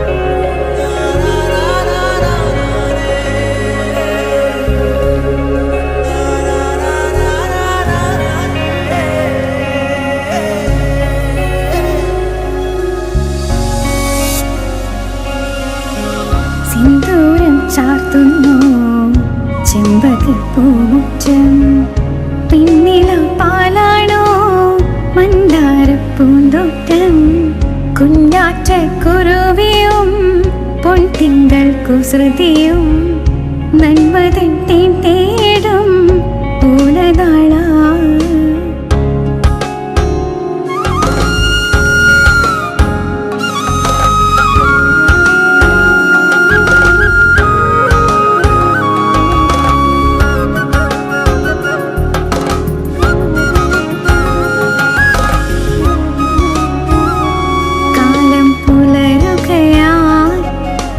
പേടികളെ പോകൂ മനസ്സുകളിൽ ചിങ്ങപ്പൂവനിയായി പൊന്നും കതിരുകളെ തുമ്പിപ്പൂങ്കുടകൾ ചൂടി കസവുവയിൽ ചേലകൾ ചാർത്തിടുന്നേ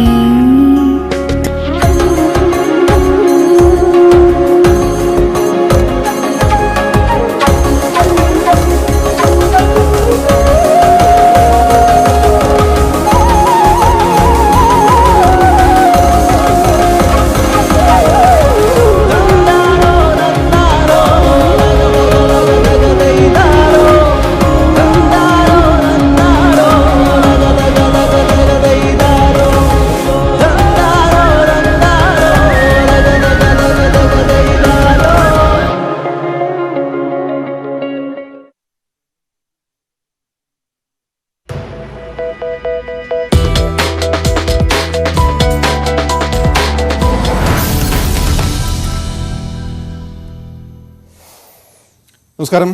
കേരള രാഷ്ട്രീയത്തിൻ്റെ പ്രത്യേക സാഹചര്യത്തിൽ ഗവർണറുമായുള്ള എക്സ്ക്ലൂസീവ് അഭിമുഖം അല്പസമയത്തിനകം ന്യൂസ് 8-ലൂടെ നിങ്ങൾക്ക് കാണാം. ഞങ്ങളുടെ എഡിറ്റർ പ്രദീപിള്ള നടന്ന അഭിമുഖത്തിനുള്ള തയ്യാറെടുപ്പുകൾ നടന്നുകൊണ്ടിരിക്കുകയാണ് രാജ്ഭവനിൽ അല്പസമയത്തിനകം ഗവർണർ കൂടി എത്തുന്നതോടുകൂടി വിശദമായ അഭിമുഖത്തിലേക്ക് കടക്കും. കേരള സർക്കാരും ഗവർണറും തമ്മിലുള്ള വിഷയങ്ങളും ഏറ്റുമുട്ടലുകളും സജീവ ചർച്ചയായിക്കൊണ്ടിരിക്കുന്ന സമയത്ത് ന്യൂസ് 8-ന് മാത്രമായി ഗവർണർ അനുവദിച്ച പ്രത്യേക അഭിമുഖമാണ്. അതിലേക്ക് നമുക്ക് കടക്കാം. ആദ്യം തലക്കെട്ടുകളിലേക്ക്. VKC Pride പ്രധാന വാർത്തകൾ നിങ്ങൾക്കായി സമർപ്പിക്കുന്നത് India's pride, my pride. VKC Pride, celebrate hard work.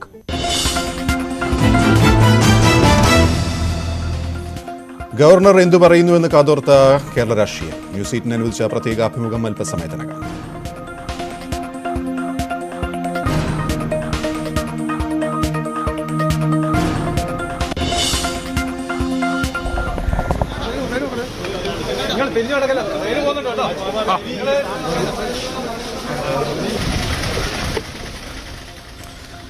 തലശ്ശേരിയിൽ നിന്ന് കാണാതായ സംരംഭക ദമ്പതികളെ തിരികെ എത്തിച്ചു. കണ്ടെത്തിയത് കോയമ്പത്തൂരിൽ നിന്ന്. ഇപ്പോഴും ആശങ്ക മാറിയിട്ടില്ലെന്ന് രാജ് കബീറും ശ്രീവിദ്യയും.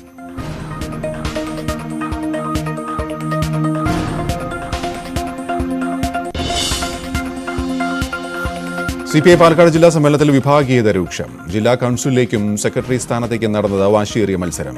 പാനലിന് പുറത്തുനിന്ന് മത്സരിച്ച 4 പേർക്ക് ചെയ്യാം. KP സുരേഷ് ജില്ലാ സെക്രട്ടറി.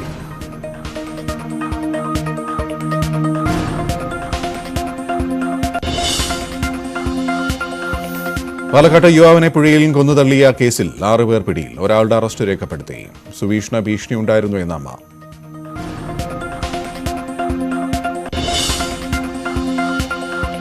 പിന്നോട്ടില്ലെന്ന വിഴിഞ്ഞം സമരക്കാർ. സമരം 11ാം ദിവസം. ശക്തമാക്കാനിലെത്തി സഭ. സംരക്ഷണം ആവശ്യപ്പെട്ടുള്ള അദാനി ഗ്രൂപ്പിന്റെ ഹർജി ഇന്ന് ഹൈക്കോടതിയിൽ.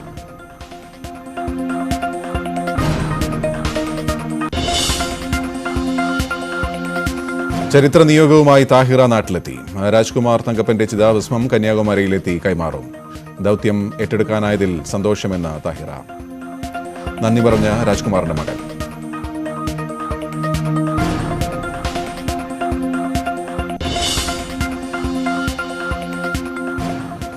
ഡൽഹി നിയമസഭാ സമ്മേളനത്തിന് തുടക്കമായി. പ്രത്യേക സമ്മേളനം ഓപ്പറേഷൻ താമരയുടെ പശ്ചാത്തലത്തിൽ. BJPയുടെ അട്ടിമറി നീക്കം കേജ്രിവാൾ സഭയിൽ ഉന്നയിക്കും.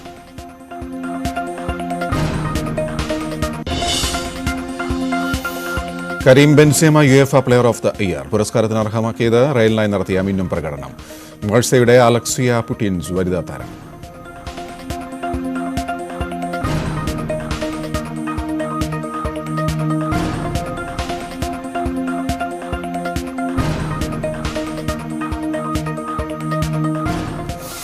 നമ്മൾ സൂചിപ്പിച്ചതുപോലെ കേരളം കാത്തിരിക്കുന്ന ആ അഭിമുഖം അല്പസമയത്തിനകം പ്രേക്ഷകരിലേക്ക് എത്തിക്കാൻ കഴിയുമെന്ന് പ്രതീക്ഷിക്കുന്നു. അതിനുള്ള തയ്യാറെടുപ്പുകൾ രാജ്ഭവനിൽ നടന്നുകൊണ്ടിരിക്കുകയാണ്. ഗവർണർ ആരിഫ് മുഹമ്മദ് ഖാൻ ന്യൂസ് 18 അനുവദിച്ച പ്രത്യേക അഭിമുഖം അല്പസമയത്തിനകം പ്രേക്ഷകരിലേക്ക് എത്തും. അതുവരെ ബാക്കി വാർത്തകളിലേക്ക്. തലശ്ശേരിയിൽ നിന്ന് നാടുവിട്ട വ്യവസായ ദമ്പതികൾ തിരിച്ചെത്തി. നാടുവിട്ടത് നഗരസഭയുടെ ക്രൂരത മൂലമാണെന്ന് അവർ പറഞ്ഞു. തലശ്ശേരിയിൽ ഇവർ നടത്തിയിരുന്ന സ്ഥാപനം അടച്ചുപൂട്ടാൻ നഗരസഭ നോട്ടീസ് നൽകിയതിന് പിന്നാലെയാണ് നാടുവിട്ടത്. ഇന്ന് രാവിലെയാണ് ഇരുവരും കോയമ്പത്തൂരിൽ നിന്ന് കണ്ടെത്തിയത്.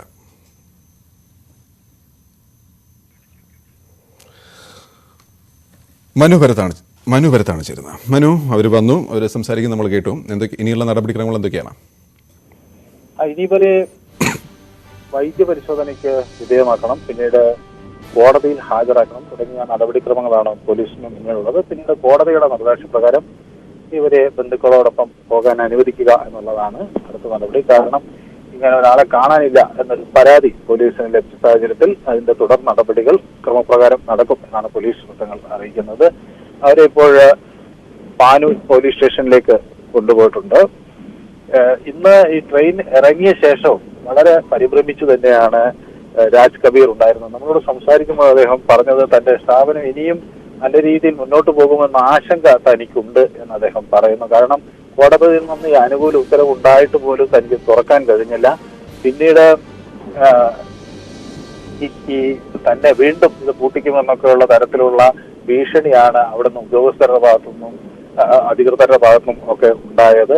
വ്യവസായ മന്ത്രി തനിക്ക് അനുകൂലമായ നിലപാട് സ്വീകരിച്ചു. അത് ഇവിടുത്തെ വ്യവസായ വകുപ്പ് ഉദ്യോഗസ്ഥനെ തന്റെ സ്ഥാപനം തുറന്നു കൊടുക്കാൻ വേണ്ടി കാര്യങ്ങൾ ബോധ്യപ്പെടുത്തുകയും ചെയ്തു. പക്ഷെ അതൊന്നും ഫലം കണ്ടില്ല. ഈ തദ്ദേശ സ്ഥാപനം ആണത് പൂട്ടിക്കാനായി മുൻകൈയെടുത്ത് നടക്കുകയും ചെയ്തത്. 4.5 ലക്ഷം രൂപ പിഴയടപ്പിക്കുക, പിന്നീട് അത് ഘട്ടം ഘട്ടമായി പൂട്ടിക്കുക എന്നൊരു നിലപാടാണ് അവർക്കുണ്ടായിരുന്നതെന്ന് രാജ്കുമാർ പറയുന്നു. അപ്പൊ ഈ രാജ് കബീറിന്റെ ഈ ഒരു സംശയം ഇനിയും ഇവർ ഇത് പൂട്ടിക്കാനുള്ള ശ്രമം തുടരും എന്നതാണ്. കാരണം ഈ കഴിഞ്ഞ ദിവസത്തെ നഗരസഭയുടെ പ്രതികരണം കണ്ട് അദ്ദേഹം പറഞ്ഞത്, കഴിഞ്ഞ ദിവസം നഗരസഭയുടെ പ്രതികരണം കണ്ടപ്പോൾ ഇത് തനിക്ക് ഇനി താൻ കുറച്ചുകൂടി മുമ്പേ കണ്ടിരുന്നെങ്കിൽ പിന്നീട് ഉണ്ടാകുമായിരുന്നില്ല എന്ന തരത്തിലാണ് അദ്ദേഹം പറഞ്ഞത്. കാരണം നഗരസഭ ഇത് തങ്ങൾക്ക് തെറ്റൊന്നും പറ്റിയിട്ടില്ല, ഇത് കയ്യേറ്റമാണ് എന്ന തരത്തിലൊക്കെ പ്രചരിപ്പിക്കുന്നു എന്നാണ് അദ്ദേഹം പരാതി പറയുന്നത്. അങ്ങനെ ഒരു ആശങ്കയാണ് തനിക്ക് ഉണ്ടായിരുന്നത്. അപ്പോൾ അത് നേരത്തെ കണ്ടിരുന്നെങ്കിൽ താനിപ്പോൾ ഉണ്ടാകില്ലായിരുന്നു. പക്ഷെ ഏതായാലും തന്നെ പോലീസ് അപ്പോഴേക്കും തന്നെ കണ്ടെത്തുകയും ഇങ്ങോട്ട് കൊണ്ടുവരാൻ നിർബന്ധിക്കുകയും ചെയ്തു. വളരെ വളരെ വൈകാരികമായാണ് രാജ്കുമാർ തീവണ്ടി ഇറങ്ങിയതിനു ശേഷം സംസാരിച്ചത്. പോകും.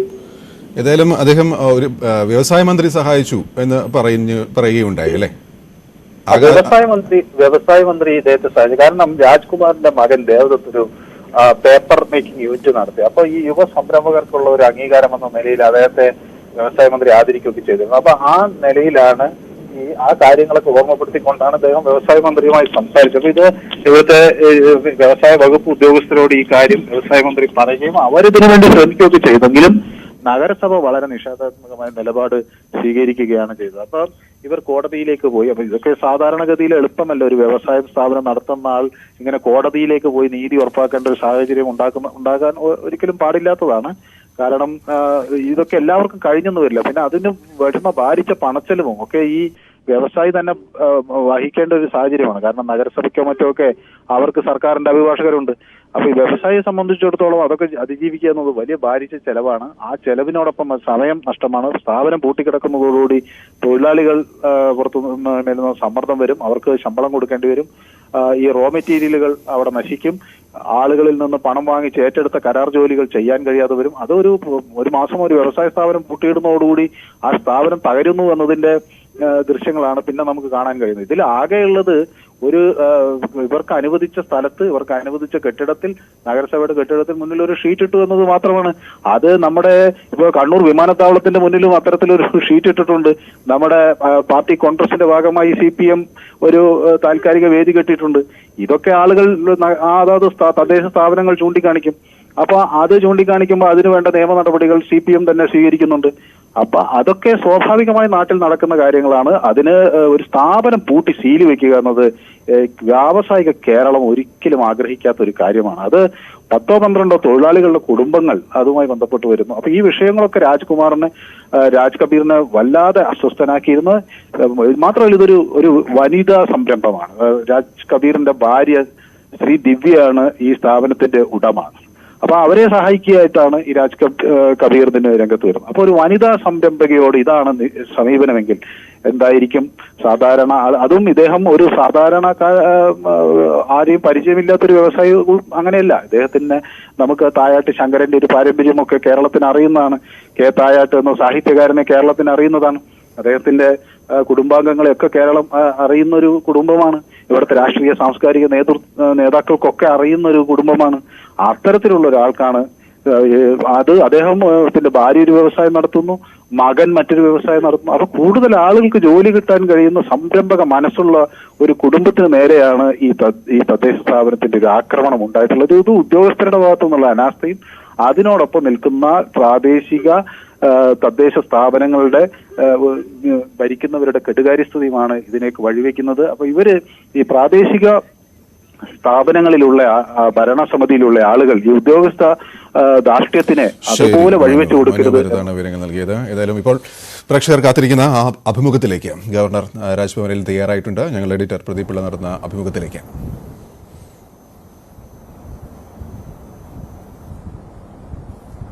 നമസ്കാരം. രാജ്ഭവന്റെ ചില്ലുമേടയിൽ ഒതുങ്ങിയിരിക്കാതെ ജനങ്ങളിലേക്ക് ഇറങ്ങി ചെല്ലുന്ന, നിലപാടുകൾ ഉറക്കെ പറയുന്ന, മുന്നിൽ കൊണ്ടുവരുന്ന കടലാസുകളിലെല്ലാം ഒപ്പുവെക്കാനല്ല ഞാനിവിടെ ഇരിക്കുന്നതെന്ന് പറഞ്ഞുകൊണ്ട് കേരള ഗവർണർ ആരിഫ് മുഹമ്മദ് ഖാൻ തന്റെ ഗവർണർ പദവിയുടെ 3ാം വർഷത്തിലേക്ക് കടക്കുകയാണ്. ഇപ്പോൾ നമ്മോടൊപ്പം അദ്ദേഹം ചേരുകയാണ് രാജ്ഭവനിൽ നിന്ന്. സർ, നമസ്കാരം. നമസ്കാരം. Thank you very much for finding time to talk to us. Thank you. From Aligarh Muslim University to universities in Kerala. Yes. You have been Honorary Secretary and President of Aligarh Muslim University in 72-73 and then 73-74. Almost 4 decades later, you are right in the middle of activities and affairs of universities in Kerala, right from Kannur to Kerala University. What do you have to say about the affairs, the state of affairs? You know, I am totally convinced, and it is not just my belief. I have been articulating it since long time, more so since I assumed the role of the Chancellor in Kerala, but even earlier, mind you, that like every individual, every society, every country and nation has also its genius, something very distinctive about it, which determines its identity.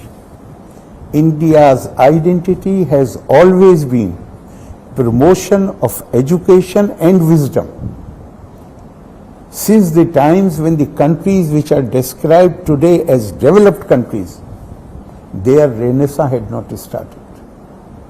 The Arab historians in 10th and 11th century, when Middle East was rife with academic activities, and which is called the golden period, not the period of military conquest, but the period when they were translating Indian Sanskrit text into Arabic and the Latin and the Greek text into Arabic. That is known as the golden period. The historians of that first historian, Arab historian, Tabri, and later Ibn Asir, Ibn Kasir, Ibn Khaldun, everybody has written that there are only 5 civilizations in the world. The Iranian civilization is known for its majesty, splendor. Romans for their beauty and chivalry. Chinese for their craftsmanship and obedience to the rulers. Turks for their bravery. And India is the only civilization which is known for promotion of knowledge and wisdom. I firmly believe that unless we ourselves are convinced that this is our real genius, and we need to. Why I have this fascination for Kerala? I love Kerala. Why? Because when I was a young student and I went to participate in an intervarsity meet on the occasion of the birth centenary of Mahatma Gandhi in 1969 to Almora, the venue of that intervarsity meet was a college. Naturally, the principal of that college was the chairman of the reception committee. And people from all over India, they participated in that varsity meet. There, this principal, in his welcome speech, he said, I can say with pride that Almora is the only district of UP which compares favorably with Kerala. And that is the day when Kerala, my mind conjured up images of Kerala society where the masses are educated. I still feel that the education system in Kerala, particularly the school education, even Niti Aayog admits, it is one of the best in the country. But the status of the universities is worrisome not only for me. Professor C.N.R. Rao, the topmost scientist of the country, he wrote a letter to my predecessor. The letter is with me. He says that it is such a surprise that a state which has such a robust school system, the bright students who are produced by these schools, they do not want to stay in Kerala. They migrate to other states. Professor Panikar in his article has lamented the same fact. There are so many other people. The recent example, the Indian students who were forced to come back from Ukraine, the highest number was that of Kerala students. Kerala, there is, as far as people are concerned, they realize the value of education. And if we look back at our cultural history or heritage, the Indian thought leaders, they had visualized, they had envisioned an India which will have teachers of such eminence and erudition that they will attract students from all over the world, and these students will come to India not to learn about India, to learn about their own culture. एतद् देशा परशु तस्या सकाशाद अग्रज अन्मना स्वम स्वम चरित्रम शिक्षेरण पृथ्वीयम सर्वम आनवा. And the Indian brilliance, Indian erudition, Indian learning, Indian wisdom, we will have such teachers where people from all over the world will be attracted to come to India and pursue knowledge. They will study their own culture through Indian teachers. That is what I want India. In fact, I have been repeatedly saying, I am member of the National Committee on this Amrit Kal, and I am there emphasizing with all strength, I believe in the argument of power. I believe I do not believe in the argument of power. I believe in the power of argument. I believe in the power of argument, therefore I am doing my best to make people realize that even what Swami Vivekananda has said, that purpose of life is not pursuit of happiness, it is pursuit of knowledge. And what is the pursuit of knowledge? To find unity amidst diversity. So even that thing can be realized only when we become again a storehouse of knowledge. Now you are convinced that the present state of affairs, as you have told repeatedly many times, is due to politicization of the administration of the universities and political interference? I will give you, don't ask me why I should use my own words. In last 1 or 2 years' time, not in one university, more than one university, examination papers of the last year, they have been repeated. Instead of examination paper, answer books were supplied to these students. The systems failed, and 3 years later, the university is asking me to give them permission to withdraw the degree. I said, what fault they had? So now we are faced with all these problems. There are allegations of favoritism, of nepotism, so many allegations. Yet, when the government decides to bring a bill into the House, it deals only with the appointment of the Vice Chancellor. It does not deal with any of the academic problems which university faces. Here, the real problem is, we are not interested in raising the academic levels. We are interested in having Vice Chancellors who are so pliable that they will appoint, and I am making it plain and clear, so that they can be used to appoint various positions in the university, not just academic. Various positions in the university, some relative of this powerful man, some relative of this powerful man. And universities are not meant for that. I met this group of students in Delhi, Kerala students who are in Delhi, and I asked them that you are so bright and you are studying in the National Institute, why don't you come back to Kerala? They said, sir, if nothing else, one simple factor, you find the solution. If we get admission into a course of 5 years duration, there is no way we can complete it in less than 6.5 years. So if for nothing else, at least to save 1.5 years, we migrate from Kerala to other places.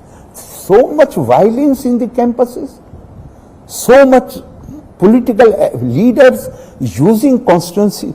I mean, I have no problem. I am not against politics. I am not against that. But I told these student leaders who came here to meet me, I said, instead of being pawn in the hands of the political leaders, you should be in a position where you can influence the policies and the policy. I am not against political awareness. They have every right. In fact, I suggested, and I don't want to name anybody, but I suggested at the highest level, I suggested to the leader of opposition, I said, by all means, create units in the universities, but give them give them a roadmap. In 1 year time, you will organize so many debates. Right. In 1 year time, you will organize so many essay contests, so many elocution contests. It is no more there, but in Aligarh till my time, only a candidate who has gold medal, either academic gold medal or we organize used to organize, that thing is still there but it is not being done, very prestigious debate competition, essay writing competition, and there were series of debates, 6 judges. Only when you secured more than 66% marks, you were entitled to receive the gold medal in the convocation, not in an ordinary function, in the convocation. I was so keen because I had this political bug in me. So I was keen that I'm going to fight the election. So in the first year itself, when I was a student of not in the university I went after high school. Okay. It was a central university, therefore they used to have, the central universities used to have pre-university. Right. And then, so it was not my first year in Aligarh, then I did pre-medical, then because my age was short, I could not appear in the competitive test. Then with permission of my father, my family, I shifted to the liberal arts side. I won the gold medal when I was a student of BA first year. Okay. Why? Because I'm not praising myself, no. I was keen because I wanted to fight the election. So in order to fight the election, I had to establish my academic credentials. I won, in the first year, I won essay writing contest and later other medals. So I suggested at the highest level, I said, establish these conventions. Form your youth wings or student wing there, but give them a roadmap. Don't use them just for raising slogans, Zindabad, Murdabad, for this leader or that leader, but you must help them to have a platform where they can develop their personality. They can develop their communication skills. Unfortunately, nobody listens. Now, it has been described, rather cliched though, that it has been a love-hate relationship between Kerala governor and Kerala government. When the principal opposition party, the UDF and the BJP were criticizing the first Pinarayi government about the way they were handling the COVID situation, you were the one who stood out by praising it, praising the health minister, supporting her activities and said, no, government and the health minister are in the right path. Somewhere again it went wrong. During the CA agitations and the special assembly session and the resolution that you moved CA came first. CA came first. In spite of that, you had... So that only proves one thing, that I decide things on merit. On CA, you said your very clear opinion that you no, CA, you should look like this. I am representing the President of India in Kerala. I have taken an oath to preserve, protect and defend the Constitution and the law. A law which has been signed by a bill which has been signed by Honorable President, and it has become law. If I differ with it, I should resign. Otherwise, what is my duty? To toe the line of the state government or to toe the line of some political parties? No. I have earlier, my record is clear that if I have a different viewpoint, then I will resign from the government. Even today I feel there was no occasion for me to differ with that. And in fact, I have pleaded with lot of people that the hated people in Kerala do not realize the impact of partition and how it has distorted our mindsets in northern India. Right. I have pleaded with folded hands with so many people. Please realize Your first concern should be how to root out this bad blood, how to root out this hatred. These people who were left behind in Pakistan, they were also freedom fighters. They were also contributing. And now their status has become, after 1956, when they declared Pakistan to be an Islamic state, their status became worse than their status during British time. What crime they have committed? I pleaded with them with the folded hands. Please realize this situation. This is an occasion when, by expressing sympathy for them and recognizing the right which was promised to them by Mahatma Gandhi, Pandit Jawaharlal Nehru, Dr. Rajendra Prasad, Maulana Azad, Sardar Patel, every leader, senior leader had promised to them. You are not at fault. It was our failure to stop the partition of the country. You are, as a consequence of that, you may suffer, you are suffering, you may suffer in the future. It will be your right to come to India whenever you decide. And this is not an assurance which I had given. This is an assurance which was given by Mahatma Gandhi, by Pandit Jawaharlal Nehru. So I pleaded with folded hands with people. This is the time when you can work to root out that bad blood, that hatred, which had come as a result of the partition, by expressing sympathy for these people. As far as others are concerned, as this bill recognizes their right, but it does not prevent the government from giving citizenship to those, to others, say some Muslims from Pakistan. They don't want to stay there. This act does not prevent the government to consider their application on merit. And exactly when the CA controversy was on, two very prominent, maybe more, but two very prominent Muslims from Pakistan, they were given citizenship.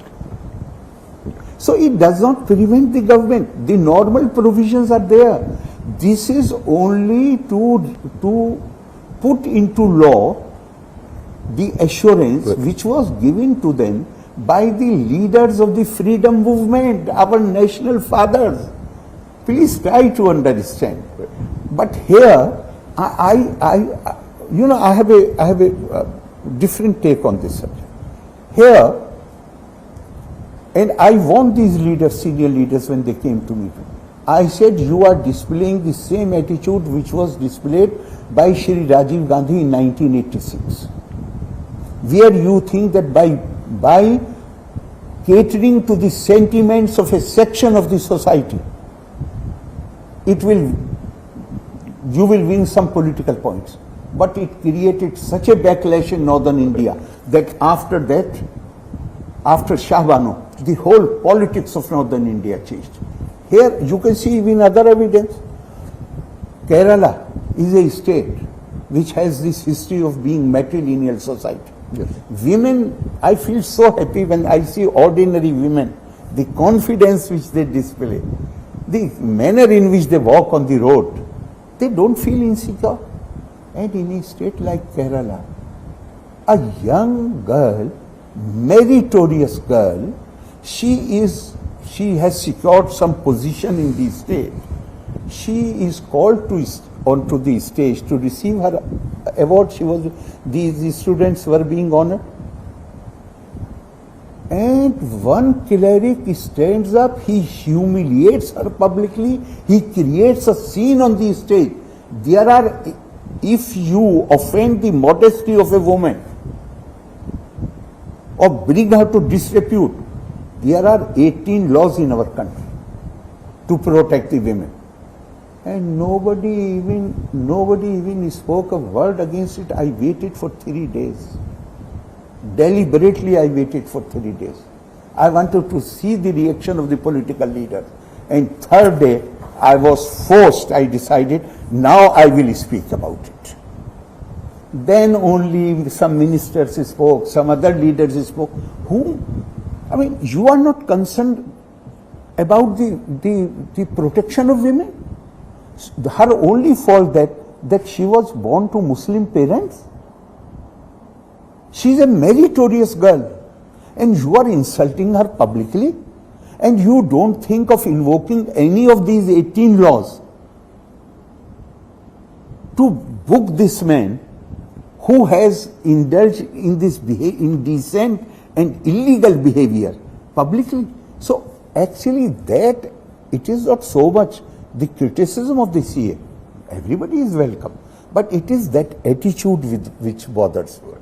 And I fear that this attitude might create the same kind of backlash which was created in 1986 in northern India. I am more worried about that. Post all these differences of opinion, then again we saw a lot and of... then COVID came, as you rightly yes, said. Yes. If I had... the entire opposition was criticizing, even BJP was criticizing, that's when you came If out. I had any prejudice or bias against the government, why I will praise them so openly and so loudly? And even today, if you ask me, I will praise whatever teacher, Shrimati Shelja teacher did as health minister. I will still praise that. Now it has come to a state where it seems it's almost an open war. Like, in the space of 1 week, the state secretary of the CPM, Sri Kuriyeri Balakrishnan, has written 2 articles in Deshabhimani. Direct allegations that you are part of a conspiracy to bring down the state government, number 1. Number 2, you're being a tool in the hands of the BJP as well as the Modi administration. 4, you are trying to saffronize the universities because BJP could not make a major headway in terms of state electoral politics. So it has become totally political. It is up to them. I am not making any kind. If they are writing, they only can reply to this situation. My concern is that if non-saffronization or preventing saffronization means that you appoint teachers in the universities who are not even qualified to be summoned for the interview, and you surpass those. I do not know if the man who secured 600, if at all anybody is going to benefit from, if it happens. I do not know, because so far we do not. But I have stayed the appointment, it is right. But finally, if my action is proved to be right, after, because it is only a stay, it has not been annulled. I will hear both the sides, I will hold proper hearing on that. And when final outcome comes, and that is in accordance with the, if it is, I am not saying it can be, because how do I know? It will be only after examining the records in detail. If it is found, prima facie, what has led me to stay the appointment, prima facie appears that the allegation is right. Okay. And if finally it is proved it is right, who is going to benefit? The man who had, this candidate who was, they were proposing to appoint, she had 154 marks in the ranking. She had the research score. She had not research score. She did not have the required teaching experience. And who will benefit from this? The man who had secured 641 marks. And his research and his publications are more than double. But he has been given low marks in the interview. Even on that score, research, he has been given 7 with so many publications, and the one who has only few publications has been given 6 marks. And in other things, this candidate has been given much more than was given to others. A candidate with 340 research, what you said? Research score, who had 340 research, he was given only 3 or 4 marks. So if this irregularity or this illegality comes to an end, Who will benefit? Some BJP member? Who will benefit? The man who has secured 641 is not choice of the BJP. And they have seen, people know, when appointment for the Calicut University, you just refer to your own stories and see the papers, that how many stories were published from Delhi, from BJP, from RSS. The pressure is to appoint this person. Was that person appointed? I ask you. Be fair in assessment. And not one or two stories, because that matter remained pending for about 2 months. Was that person appointed? No. I cannot, I welcome criticism. Why? Because if criticism is fair, then it will give me an opportunity to mend my ways. I welcome, as dissent is the essence of democracy, I welcome. But if the criticism is totally unfair, and these, just imagine, if I had not stayed, if I had not constituted, I am under constitution or under obligation, it is my duty, that I should constitute the selection committee 3 months before the incumbent Damit's office. Right. We wrote to the Kerala University to nominate their representative. Right. We wrote to UGC, and I appointed my nominee, who will be convener of the committee. Kerala University did not even acknowledge the letter of the Rajbhavan. Okay. At whose instance? You can go to Kerala University and you can know from people. It is not Vice Chancellor who takes the decisions there.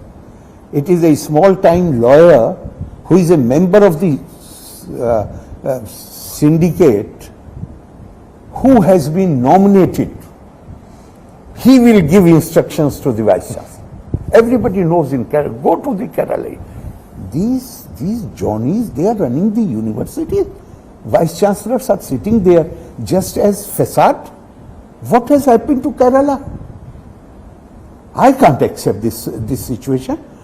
They did not acknowledge the letter of the Rajbhavan.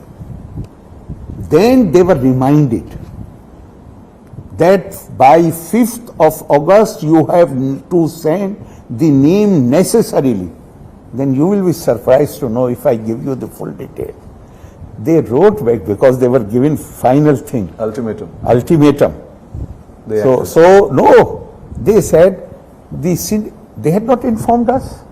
But now Vice Chancellor in his letter is saying, Mr. So-and-so, who is Vice Chairman of the Planning Commission, was nominated by us, but he has declined. And 4 days before this letter comes to the Rajbhavan, 5 days before, the day I was leaving for Delhi, when I had given instruction to 5 or 6 days before, when I had given instruction to the secretary to remind the Vice Chancellor that if by 5th they do not send the name, we will constitute the committee. That day, the finance minister, I am naming him, finance minister comes to Rajbhavan. Sri K. N. Balagopal? Finance minister, I don't remember exactly, with the request. He is a very nice person. He is a gentleman. And he very politely requested me. Very politely. He was not exceeding, I am not complaining against him. He is a very nice person. Thorough gentleman. And he very politely requested me that if I can consider, for my nominee, if I can consider this man who is Vice Chairman of the Planning Commission. The man whom Finance Minister is proposing to me, I said, can you give me in writing? He was a bit reluctant. I told secretary to note down, because it is not necessary. If you have come to meet me and you are making a request, I told the secretary immediately record down that the Finance Minister has made this request and place it before me. When I am constituting the committee, I will definitely give it due consideration. So the man whose name Finance Minister gave to me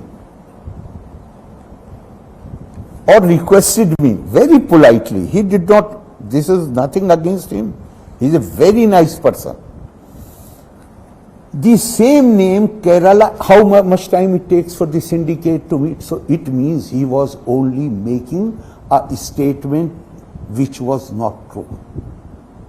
Because suppose I had accepted that day itself what finance minister had suggested, then he would have become my nominee. And Kerala University is saying in their letter on 5th that we had decided to nominate him, but he has declined. What kind of politics you people are playing with me? And then I understood that what is the game. And that day itself, I constituted, if you are not sending your representative, if you do not send your representative, things will not come to a halt. So I said right on the file that as and when Kerala University finally decides to nominate somebody as their nominee, he can join then, but committee will be constituted today itself. If I had not done that, you think this is, then series of articles in papers, governor's powers are going to be curtailed. Governor's powers come by virtue of the provisions of the Constitution. The direction to the governor can come from Honorable President of India. Here they think they can direct the Rajbhavan, they can control the Rajbhavan. I appoint somebody on my staff and they make a secretary to write to the Rajbhavan. Who is he to give me, who is the government to give me directions? What happened ultimately? They had to remove that officer. He's back? He is back only after that, because I knew even on that day, I just wanted to send a message. I knew even on that day, the officer was innocent. Okay. I knew very well that the officer had nothing to do with it.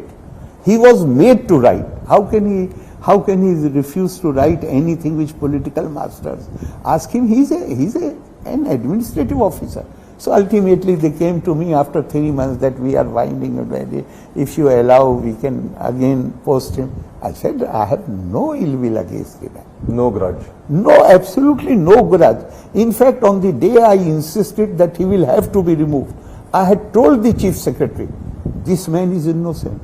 Okay. I only want to send a message so that in future nobody crosses the Lakshman Rekha. Nobody in the state has a right to give any direction to me. It should be clear to one and all. My directions to me can come only from Honorable President of India. And my powers are defined by the Constitution. Who are they to curtail my powers? They are my government. My government? Yes. That's how you address it also. Yes. Now, the Kerala University Senate has found time to meet and adopt a resolution condemning first the action of the Chancellor, the Governor, in constituting the Search and Selection Committee, and 2, demanding that be withdrawn. Let me first decide with the major issues. I don't want to get into everything. Right. But if anybody deserved to be censured, it was the failure of this Kerala University to send a nominee in time. But this is what happens when you reduce the Vice Chancellor into a puppet and a small-time lawyer controls the university. This is what you can expect. Now, what action can we expect against the Vice Chancellor of the Kannur University? Whatever law provides. I have no personal agenda. But I was, although I had already stayed the appointment, but the case is so patent, open and shut case, that even High Court stayed the order. Yeah. And not only that, 3 months before, 4 months maybe, 3 months possibly, the Vice Chancellor, why I call this Vice Chancellor, that he has a criminal mindset, why I call him? He habitually breaks the law. He constituted, the provision of the Act is so clear Vice Chancellor will nominate the members. And he misled the syndicate into exercising that power. Somebody aggrieved. I was not even aware. Somebody aggrieved, went to the High Court, and High Court set aside his order. He, 2019. Why 2019? We discuss now. Why I mentioned it? I mentioned it because Irfan Habib came, he started defending. He said, I said, this conspiracy was hatched. I did not even name him. And from Aligarh, he is saying that the academics do not hatch conspiracies. Then academics assault the governor. You could see the video, run the video again. He not only charged towards me, he was sitting on this side.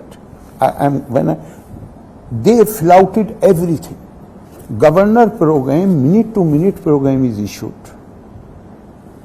It is written there, no departure will be allowed. Irfan Habib was allotted 2 minutes. He spoke for more than 30 minutes. I was made to sit there for more than 1.5 hours listening to their speeches, which were highly critical, and all questions were being addressed to me. I had a moral duty. I did not object to that. I did not say you are departing from the approved program.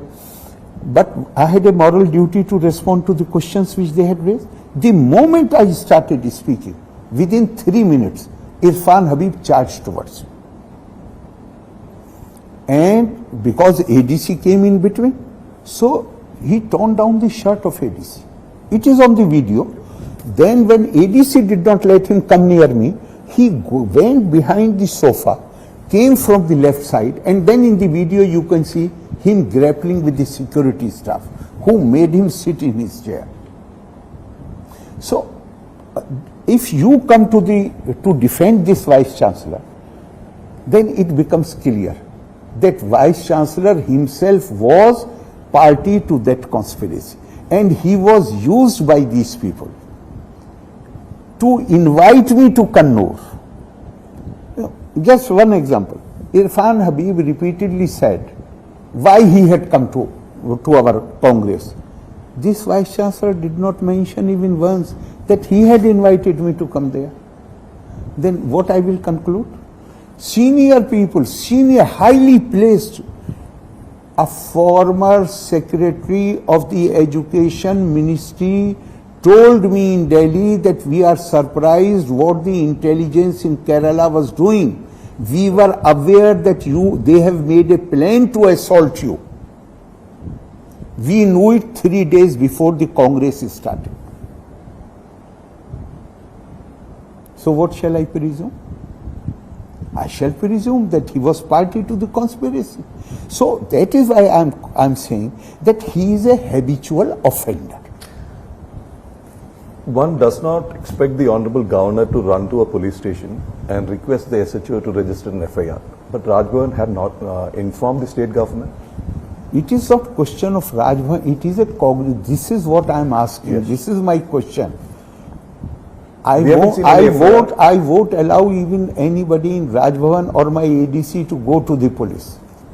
It was for them to take in a state where people are arrested for writing Facebook posts. If you go to attend a public meeting, I do not want to name the person whose public meeting. But if in that public meeting you go wearing black shirt, you will be arrested. How many people have been arrested during last few months? That government does not take any notice of the physical, although under section 124 of IPC, it is a cognizable offense. Any attempt to assault or overawe the governor, and only this section covers only the President of India and the governor. Yet, in fact, that was the first sign of the collapse of constitutional machinery. But because it involved me, therefore I did not pursue it. It is clearly In criminal matters, there is no time limit. Keep it in mind. In civil matters, time limit is there. In criminal matters, there is no time limit. So you will arrest people who come wearing black shirts. They are not raising black flags. They just are wearing black shirt. You will arrest them. But when somebody, another example. About 2 months back, Aligarh Muslim University invited Prime Minister Shri Narendra Modi to address the university community. Irfan Habib and his colleagues, they launched a ferocious campaign against it, against Vice Chancellor, against others. And Narendra Modi should not be allowed to address the university community.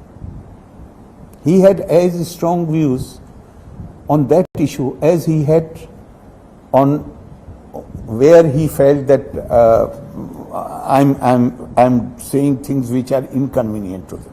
Why in Aligarh he did not try to assault anybody, try to physically, why he did not do that?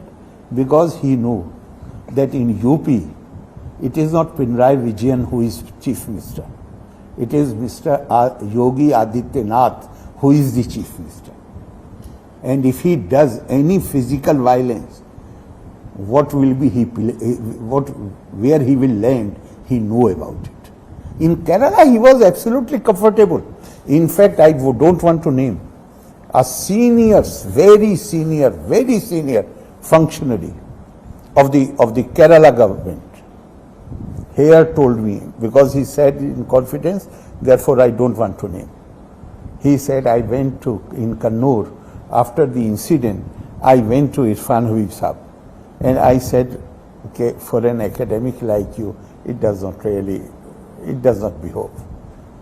Then he says, he shouted it, since how long you know Arif Mohammed Khan? Since he has become governor of your state? I know him since he was a student. And people try to spread this calumny. He was my teacher. He was never my teacher. In fact, during 6 years when I was in Aligarh, he must have had at least 10 police cases.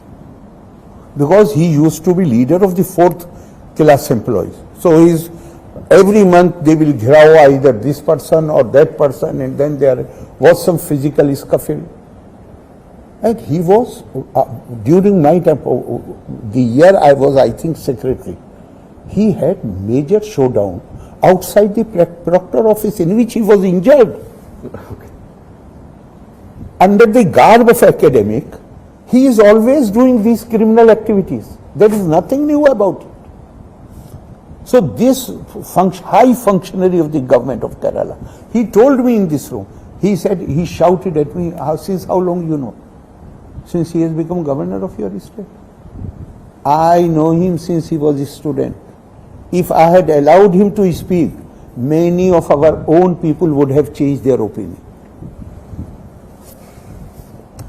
Now, you've called him a person with a criminal mind, yet you signed the order appointing him as VC for another term. I have already said and repeatedly said that after I appointed 2 vice chancellors before Kannur, I did not take into consideration the recommendation either of the government or of any political party. Everybody is aware.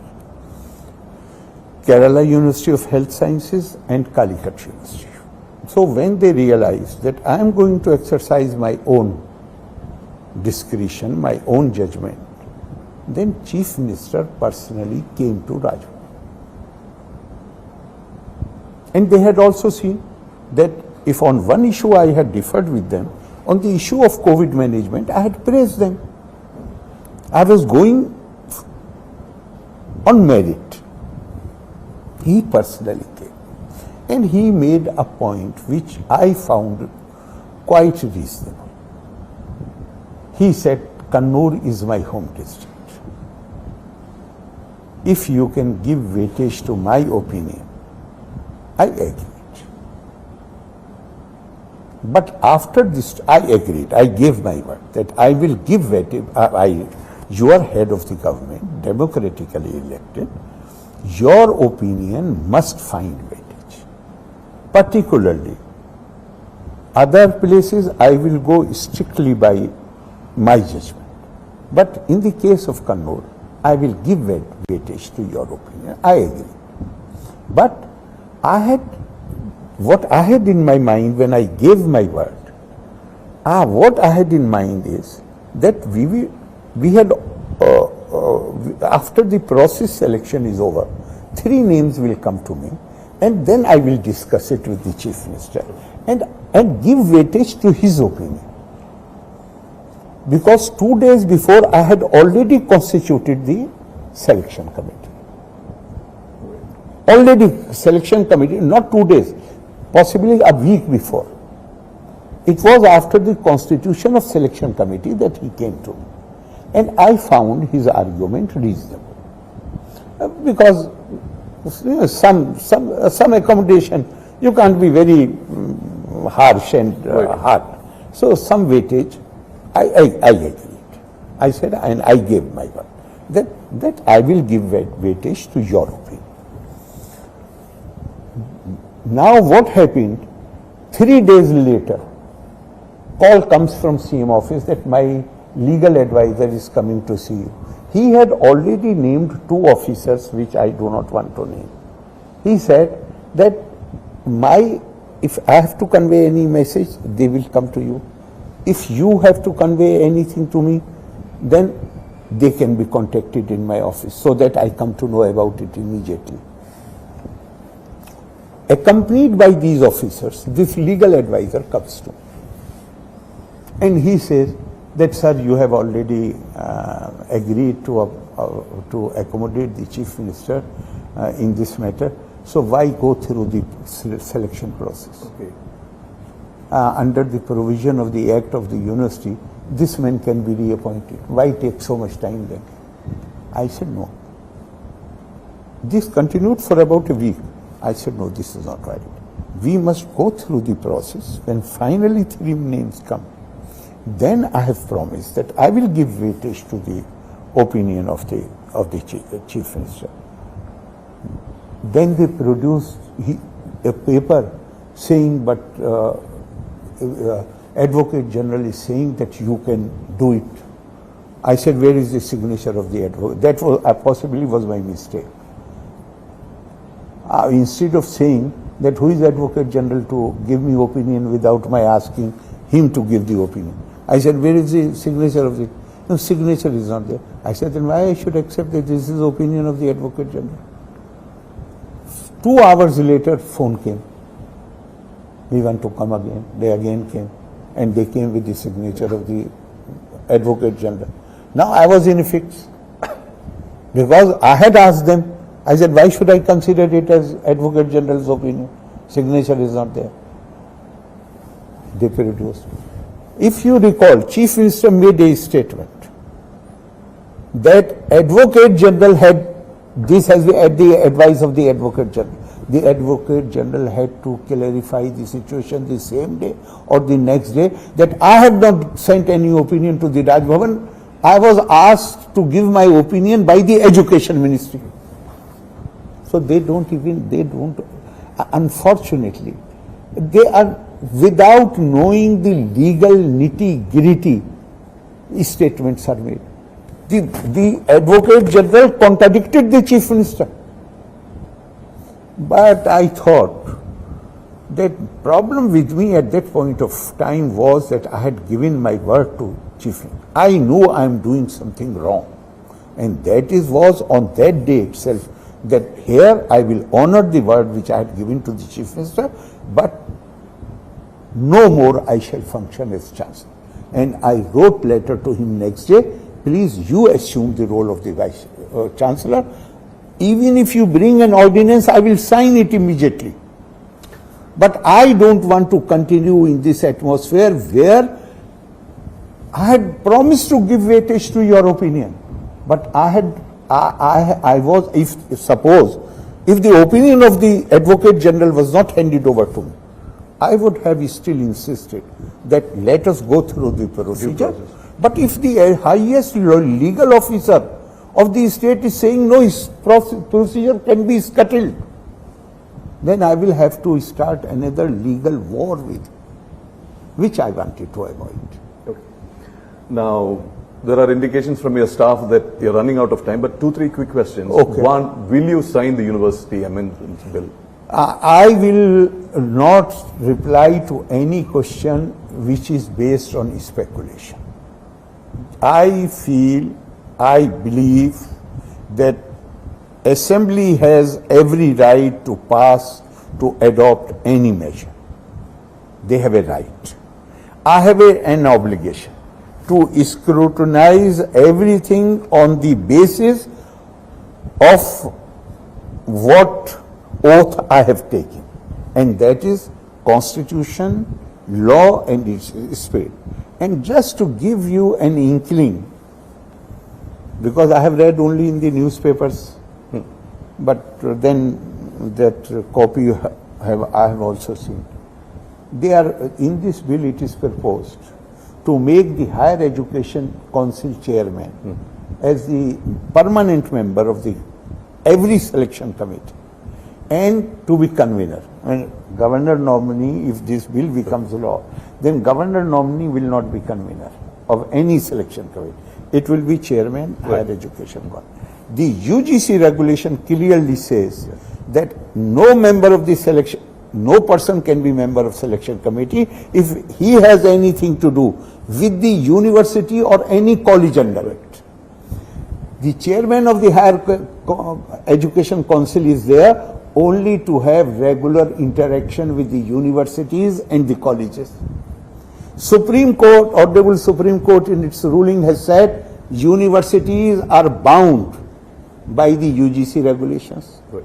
So all these contradictions I will have to take into consideration when this thing comes to me. Right. And today I am not in a position to reply whether I will sign it or not. One more bill is coming, the Logayukta Amendment Bill, which effectively will make it a referral body. So your take on that? Again, same reply. Let it come to you. Again, same reply. It will be scrutinized, it will be studied purely on constitutional and legal, according to the constitutional and legal requirements. We have a system where the concept or the principle of judicial review we have accepted as a nation. Right. Even parliamentary laws, right, assembly laws are subject to judicial review. But Constitution has provided a mechanism in the case of states where peer review can be held by the governor. Okay. Two questions on the national front.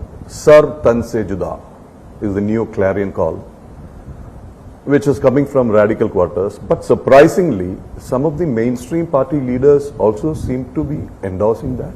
I think the point I made in the beginning itself, the post-partition, and when this question, in some conference in Delhi, this matter came up, I said, the book is there. You can refer to it. There are, and this is after careful, diligent study, there are 26 verses in Quran which say, if somebody says something which is hurtful, then you remove yourself from this. Then you say peace to you and go away from it. Nowhere it is written, but the fact is that when the Muslims were single superpower in the world, they were the empire, the laws in contravention of the provisions of the scripture were written, and in that it is provided. But what surprises me most is that these laws which were written during the period of empire, but it was claimed that this is the divine law. No Muslim countries now has those laws. They do not allow in their educational institutions this law to be taught. But in India, in Deoband, in Nadwa, most of the madrasas, these laws are still being taught. So what do you expect?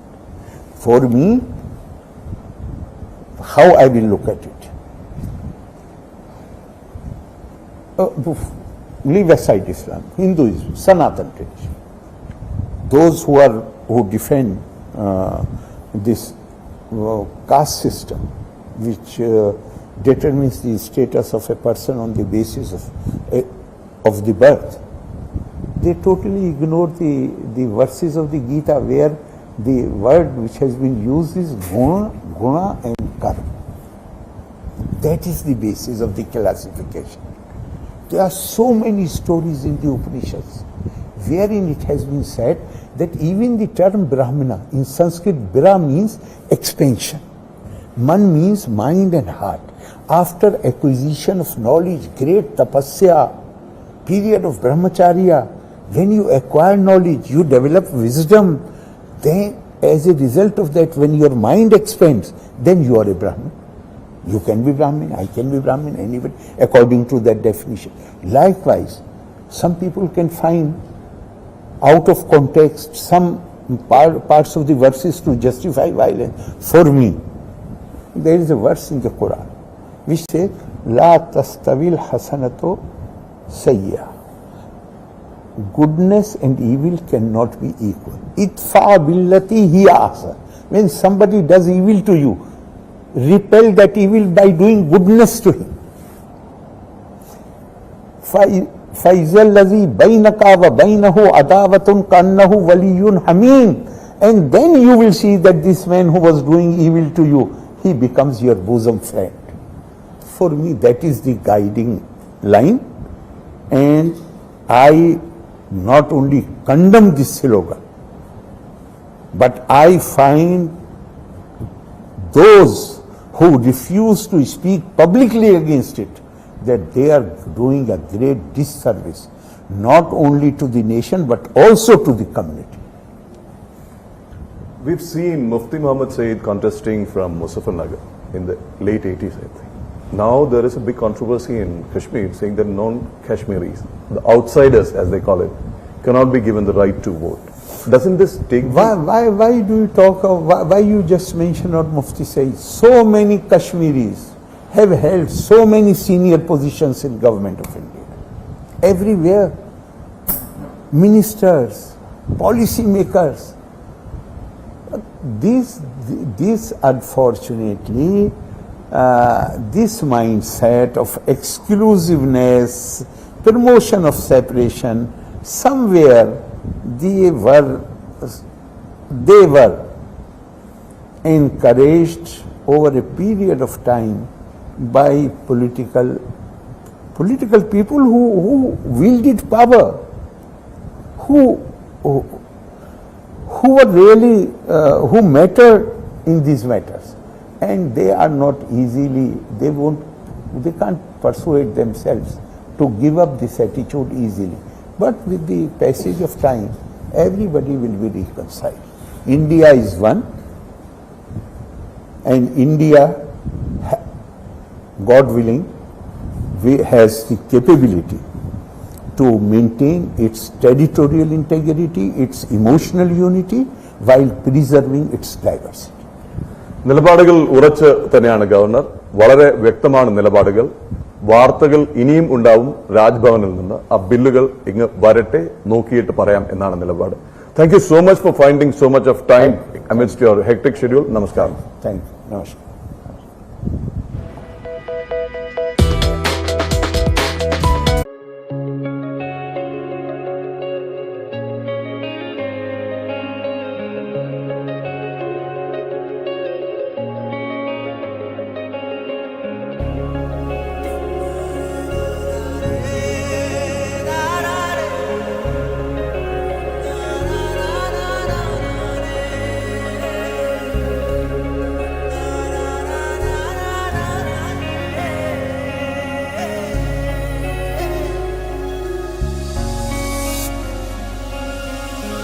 സിന്ദൂരം ചാർത്തുന്നു ചെമ്പകപ്പൂമുറ്റം, പിന്നില പാലാണോ മന്ദാരപ്പൂന്തോട്ടം, കുഞ്ഞാറ്റ കുരുവിയും പൊൻതിങ്കൾ കുസൃതിയും നന്മതൻ തേടും പൂണനാളാ.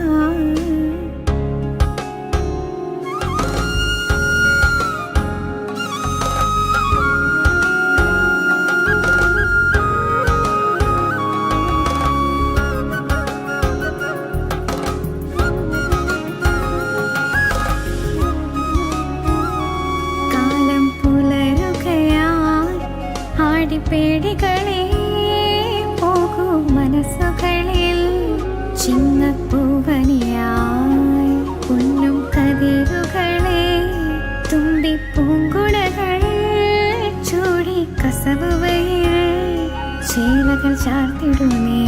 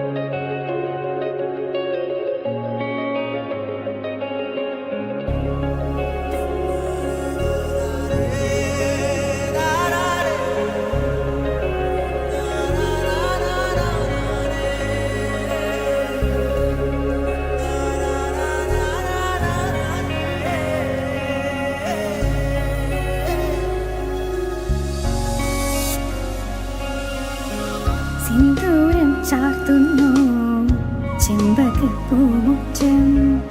പിന്നില പാലാണോ മന്ദാരപ്പൂന്തോട്ടം. കുഞ്ഞാറ്റ കുരുവിയും പൊൻതിങ്കൾ കുസൃതിയും നന്മതൻ തേൻ തേടും പൂലനാള.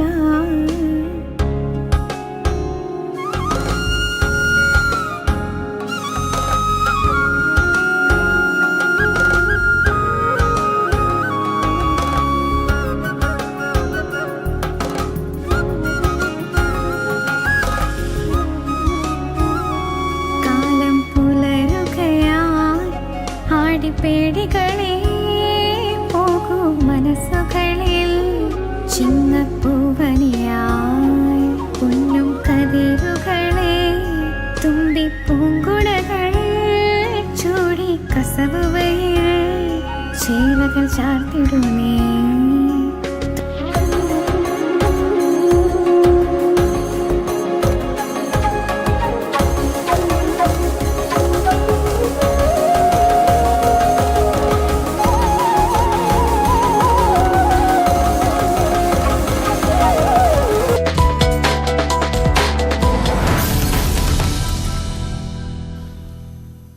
Governor Arif Mohammad Khan news editor Pradeep പിള്ളയ്ക്ക് അനുവദിച്ച exclusive അഭിമുഖത്തിൽ സർവകലാശാലകൾക്ക് അദ്ദേഹം തുറന്നടിച്ചു. സർവകലാശാലകൾ ഭരണത്തിലിരിക്കുന്നവരുടെ സ്വന്തക്കാർക്ക് നിയമനം നൽകാനുള്ള വേദിയാകുന്നുവെന്ന ഗൗരവമുള്ള വിമർശനം ഗവർണർ പ്രധാനമായും ഉന്നയിച്ചു. സർവകലാശാല നിയമനങ്ങളിൽ സ്വജനപക്ഷപാതമെന്നും ഗവർണർ പറഞ്ഞു. പ്രിയ വർഗീസിന് യോഗ്യതയില്ലെന്ന് പ്രഥമദൃഷ്ട്യാ വ്യക്തമാണ്. അധികാരത്തിൽ ഇരിക്കുന്നവരുടെ ബന്ധുക്കൾക്ക് നിയമനം നൽകുന്നു. താൻ രാഷ്ട്രീയത്തിന് എതിരല്ല, എന്നാൽ രാഷ്ട്രീയ നേതാക്കളുടെ തെറ്റുകൾ ചൂണ്ടിക്കാട്ടുമെന്നും ഗവർണർ ന്യൂസ് 18 വ്യക്തമാക്കി.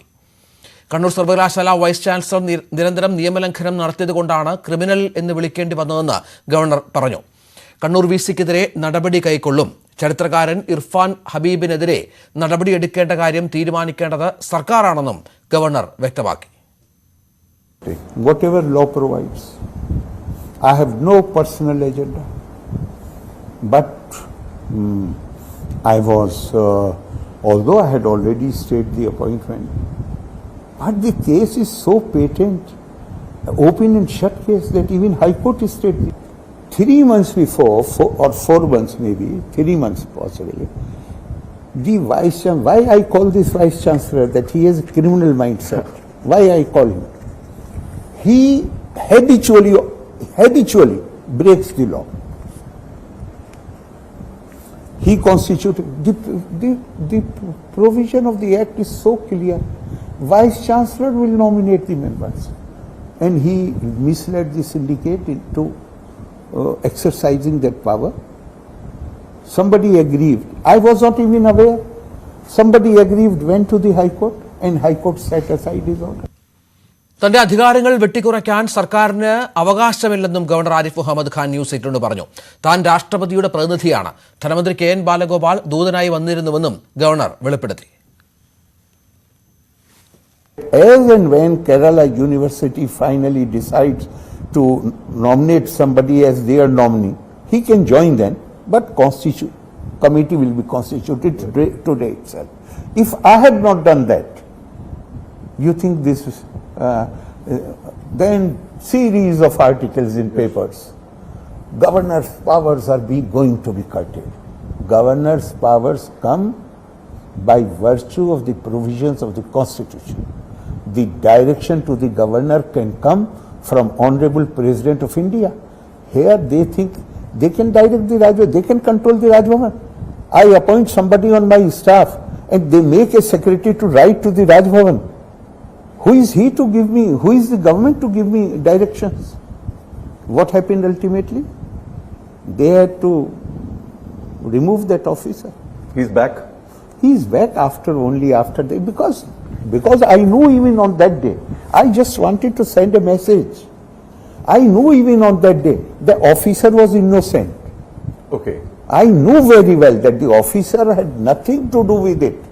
He was made to write. How can he refuse to write anything which political masters ask him? He's an administrative officer. So ultimately they came to me after 3 months that we are winding it. If you allow, we can again post him. I said, I have no ill will against him. No grudge? No, absolutely no grudge. In fact, on the day I insisted that he will have to be removed, I had told the Chief Secretary, this man is innocent. I only want to send a message so that in future nobody crosses the Lakshman Rekha. Nobody in the state has a right to give any direction to me. It should be clear to one and all. My directions to me can come only from Honorable President of India. And my powers are defined by the Constitution. Who are they to curtail my powers? They are my government. It is up to them. I am not making any kind. If they are writing, they only can reply to this situation. My concern is that if non-saffronization or preventing saffronization means that you appoint teachers in the universities who are not even qualified to be summoned for the interview. Governor Arif Mohammad Khan news 18 editor Pradeep പിള്ളയുമായി സംസാരിക്കുകയായിരുന്നു. സർവകലാശാലകളുടെ നിയമനങ്ങൾക്കെതിരെ ആഞ്ഞടിക്കുകയായിരുന്നു governor. അഴിമതികളുടെ കേന്ദ്രങ്ങളായി സർവകലാശാലകൾ മാറിയിരിക്കുന്നു. സർക്കാരിന്റെ നീക്കം അത് സർക്കാരിനെ വിമർശിക്കുന്നത് കൊണ്ടാണ്. തന്റെ അധികാരങ്ങൾ വെട്ടിക്കുറയ്ക്കാനുള്ള അവകാശം സർക്കാരിനില്ല എന്ന് അദ്ദേഹം തുറന്നു പറഞ്ഞു. രാഷ്ട്രപതിയുടെ പ്രതിനിധിയായാണ് താൻ ഈ സംസ്ഥാനത്തെത്തിയിരിക്കുന്നത്. സ്വാഭാവികമായും സംസ്ഥാന സർക്കാരിന് അതിനുള്ള അവകാശങ്ങൾ ഉണ്ടാവില്ല. അത് അവർ അത്തരത്തിലുള്ള കാര്യങ്ങൾ നിർവഹിക്കുന്നതിനെതിരെയും ഗവർണർ ആഞ്ഞടിക്കുകയുണ്ടായി. ഇപ്പോൾ ഉമേഷ് ബാലകൃഷ്ണൻ ഏറ്റവും പുതിയ വിവരങ്ങൾ പങ്കുവെക്കും. ഉമേഷ്, വിമർശനങ്ങൾ ഗവർണർ തുടരുകയാണ്. അത് കുറച്ചുകൂടി ഘടിപ്പിക്കുന്നു. നമുക്ക് നൽകിയ പ്രത്യേക അഭിമുഖത്തിൽ എന്തൊക്കെയാണ് പ്രധാനമായും അദ്ദേഹം പറഞ്ഞു വെച്ചത്? തീർച്ചയായും രഞ്ജിത്ത്, കഴിഞ്ഞ ദിവസം നിയമസഭ ലോകായുക്ത പ്രധാന 6 ബില്ലുകൾ പാസ്സാക്കിയതിൽ ഏറ്റവും പ്രധാനം ലോകായുക്ത ബില്ലും സർവകലാശാലയിൽ UVC ചാൻസലർ എന്ന നിലയിൽ ഗവർണർക്കുള്ള അധികാരങ്ങൾ വെട്ടിച്ചുരുക്കുക എന്നുള്ള ബില്ലുകളുമായിരുന്നു. പക്ഷെ ആ ബില്ലുകൾ ഇനി നിയമമാകണമെങ്കിൽ സ്വാഭാവികമായി ഗവർണർ ഒപ്പിടണം. ഈ സാഹചര്യത്തിലാണ് നിർണായകമായ ഒരു ഇന്റർവ്യൂ ന്യൂസ് 18 എഡിറ്റർ പ്രദീപിലേക്ക് ഗവർണർ ആരിഫ് മുഹമ്മദ് ഖാൻ നൽകിയത്. അദ്ദേഹത്തിന്റെ നിലപാടുകൾ വ്യക്തമായി അദ്ദേഹം തുറന്നു പറഞ്ഞിരിക്കുന്നു. യൂണിവേഴ്സിറ്റിയുമായി ബന്ധപ്പെട്ടും കണ്ണൂർ യൂണിവേഴ്സിറ്റിയിലെ VC-യുടെ വിഷയത്തിലും യൂണിവേഴ്സിറ്റി നിയമനങ്ങളുമായി ബന്ധപ്പെട്ടും അദ്ദേഹം തന്റെ നിലപാടുകൾ ആവർത്തിച്ചു. എന്തായാലും തന്റെ അധികാരങ്ങൾ ഗവർണർ എന്ന നിലയിൽ തനിക്ക് ലഭിച്ചിട്ടുള്ള അധികാരങ്ങൾ അത് ഭരണഘടന അനുവദിച്ച് നൽകിയതാണ്. തന്റെ അധികാരങ്ങൾ വെട്ടിക്കുറയ്ക്കുക അല്ലെങ്കിൽ തന്റെ അധികാരങ്ങൾ വെട്ടിക്കുറയ്ക്കാൻ സർക്കാരിന് അധികാരമില്ല. താൻ രാഷ്ട്രപതിയുടെ പ്രതിനിധിയാണ്. തന്നെ ബില്ല് ഒപ്പിടുമോ എന്നുള്ള ചോദ്യത്തിന് വിശദമായി പഠിച്ച ശേഷം സ്വാഭാവികമായി UGC നിയമവും മറ്റ് നിയമങ്ങളും ഇവിടെയുണ്ട്. ആ നിയമങ്ങളെല്ലാം വിശദമായി പഠിച്ച ശേഷം മാത്രമേ ബില്ലിൽ ഒപ്പിടൂ എന്ന് ഗവർണർ വെളിപ്പെടുത്തിയിരിക്കുന്നു. ഏറ്റവും നിർണായകമായ വെളിപ്പെടുത്തൽ ന്യൂസ് 18 നടത്തിയിരുന്നു. എന്തായാലും ബില്ല് ഗവർണർക്ക് അയച്ച് ഉടൻ എന്തായാലും ബില്ല് പാസ്സായി പോകില്ല എന്ന് ഇതോടുകൂടി വ്യക്തമായിരിക്കുന്നു. ഇതോടൊപ്പമാണ് ലോകായുക്ത ബില്ലിലും അത് വളരെ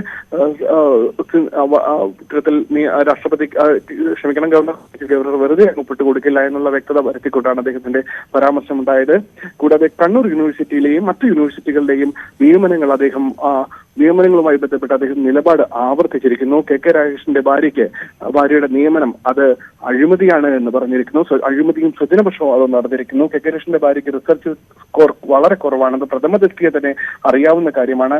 എന്നിട്ട് അത് താൻ റദ്ദാക്കിയത് തനിക്കെതിരെ നടത്തുന്ന ആരോപണങ്ങൾ, താൻ രാഷ്ട്രീയം കളിക്കുന്നു എന്നുള്ള ആരോപണങ്ങൾ എന്നിവയെല്ലാം അത്തരം ആരോപണങ്ങളെല്ലാം വെറും ആരോപണങ്ങൾ മാത്രമാണ്. താൻ രാഷ്ട്രീയത്തിനെതിരല്ല. പക്ഷേ രാഷ്ട്രീയക്കാരുടെ പ്രവൃത്തികൾക്കാണ് താനെതിരെ. രാഷ്ട്രീയക്കാർ നിരന്തരമായി ചെയ്യുന്ന തെറ്റുകൾ അത് താൻ വീണ്ടും തുറന്നു കാണിച്ചുകൊണ്ടേയിരിക്കും. സർവകലാശാല ഭേദഗതി ബില്ലും ഇനി എന്തായാലും സ്വാഭാവികമായി അടുത്ത നടപടി എന്ന് പറയുന്നത് ഭേദഗതി ബില്ലുകൾ ഇനി ഗവർണറുടെ അടുത്തെത്തുക എന്നുള്ളതാണ്. അതിൽ എന്ത് നിലപാടെടുക്കുമെന്നുള്ള സൂചന കൂടിയാണ് അദ്ദേഹം നൽകിയത്. കൂടാതെ ഇർഫാൻ ഹബീബ് വിഷയത്തിൽ VC-യുടെ ഗൂഢാലോചനയുടെ ഭാഗമാണ് എന്ന് അദ്ദേഹം വീണ്ടും തുറന്നു പറഞ്ഞിരിക്കുന്നു. ഇതിലെന്തായാലും പോലീസിൽ കേസ് കൊടുക്കേണ്ടത് രാജ്ഭവനല്ല, അത് എല്ലാവർക്കും അറിയാവുന്നതാണ്. അതുകൊണ്ട് തന്നെയാണ് രാജ്ഭവൻ ഇത്തരത്തിലൊരു ക്രിമിനൽ നടപടി ഉണ്ടായിട്ട് ഇർഫാൻ ഹബീബ് ഇത്തരത്തിൽ ആക്രമിക്കാൻ ശ്രമിച്ചിട്ട് എന്തുകൊണ്ട് രാജ്ഭവൻ പരാതി നൽകിയില്ല അല്ലെങ്കിൽ ക്രിമിനൽ നടപടിയുമായി മുന്നോട്ട് പോയില്ല എന്നുള്ള ചോദ്യത്തിനായിരുന്നു അദ്ദേഹത്തിന്റെ മറുപടി. അത് കണ്ണൂർ VC-യെ നിരന്തരമായി നിയമം ലംഘിക്കുന്ന ആളാണ്, അതുകൊണ്ടാണ് താൻ ക്രിമിനൽ എന്ന് വിളിച്ചത്. മുഖ്യമന്ത്രി ആവശ്യപ്പെട്ടിട്ടായിരുന്നു കണ്ണൂർ VC-യെ താൻ നിയമിച്ചത്. മുഖ്യമന്ത്രി നേരിട്ട് വന്ന് കണ്ട് തന്റെ നാടായതുകൊണ്ട് തന്നെ ആ ഒരു പരിഗണന നൽകണമെന്നുള്ളൊരു ആവശ്യം മുന്നോട്ട് വെച്ചു. ആ സാഹചര്യത്തിലായിരുന്നു അത് അംഗീകരിച്ചുകൊണ്ട് കണ്ണൂർ VC-യെ നിയമിച്ചത്. പക്ഷേ നിയമനത്തിന് ശേഷം അദ്ദേഹം നിരന്തരമായി നിയമം ലംഘിച്ചു എന്നും ഗവർണർ പറഞ്ഞു. ഇത് കൂടാതെയാണ് മന്ത്രി KN ബാലഗോപാൽ തന്നെ നേരിട്ട് വന്ന് കണ്ടിരുന്നു. ആസൂത്രണ ബോർഡ് വൈസ് ചെയർമാനെ നിയമിക്കുന്നതുമായി ബന്ധപ്പെട്ടായിരുന്നു ആ കൂടിക്കാഴ്ച. അതിൽ താൻ KN ബാലഗോപാൽ വളരെ വിനയത്തോടു കൂടി തന്നോട് അഭ്യർത്ഥിച്ചു. തന്റെ നോമിനിയെ ഗവർണറുടെ നോമിനിയും ആക്കണമെന്നുള്ള ആവശ്യം താൻ അംഗീകരിച്ചു എന്നും ഈ ന്യൂസ് 18 എഡിറ്റർ പ്രദീപിലേക്ക് നൽകിയ ഇന്റർവ്യൂവിൽ അദ്ദേഹം തുറന്നു പറഞ്ഞിരിക്കുന്നു. ഏതായാലും തന്റെ ആരോപണങ്ങൾ, സർക്കാരിനെതിരെയുള്ള ആരോപണങ്ങൾ അദ്ദേഹം കടുപ്പിക്കുന്നു എന്നുള്ളതാണ്. ഒട്ടും പുറകോട്ടില്ല എന്ന് ഗവർണർ വ്യക്തമാക്കുന്നു. വളരെ പ്രധാനപ്പെട്ട ചില പരാമർശങ്ങൾ അദ്ദേഹം നടത്തുന്നു. അതായത് അഴിമതി നടക്കുന്നു കേരള സർവകലാശാലയിലടക്കം. തന്റെ അധികാരങ്ങൾ വെട്ടിക്കുറയ്ക്കാനുള്ള നീക്കത്തെയും അദ്ദേഹം ചോദ്യം ചെയ്യുന്ന സാഹചര്യമുണ്ട്. ഇത്തരത്തിൽ വളരെ പ്രധാനപ്പെട്ട പരാമർശങ്ങളുമായാണ് അദ്ദേഹം ന്യൂസ് 18 കേരളം എഡിറ്റർ പ്രദീപ് പിള്ളയുമായി സംസാരിച്ചത്. ഇടവേള.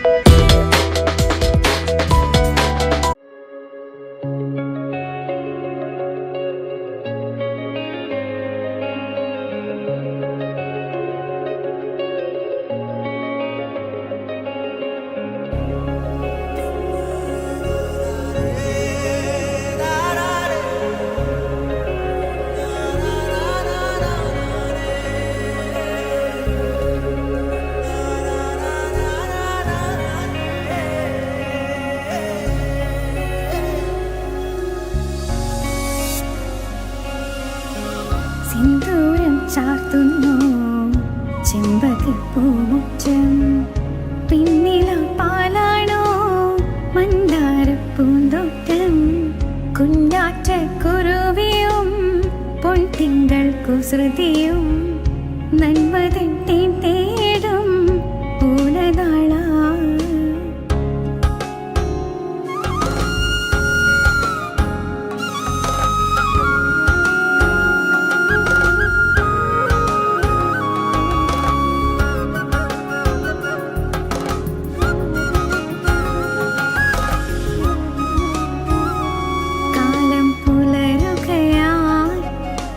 പേടികളെ പോകൂ മനസ്സുകളിൽ ചിങ്ങപ്പൂവനിയായി പൊന്നും കതിരുകളെ തുമ്പിപ്പൂങ്കുടകൾ ചൂടി കസവുവയിൽ ചേലകൾ ചാർത്തിടുന്നേ.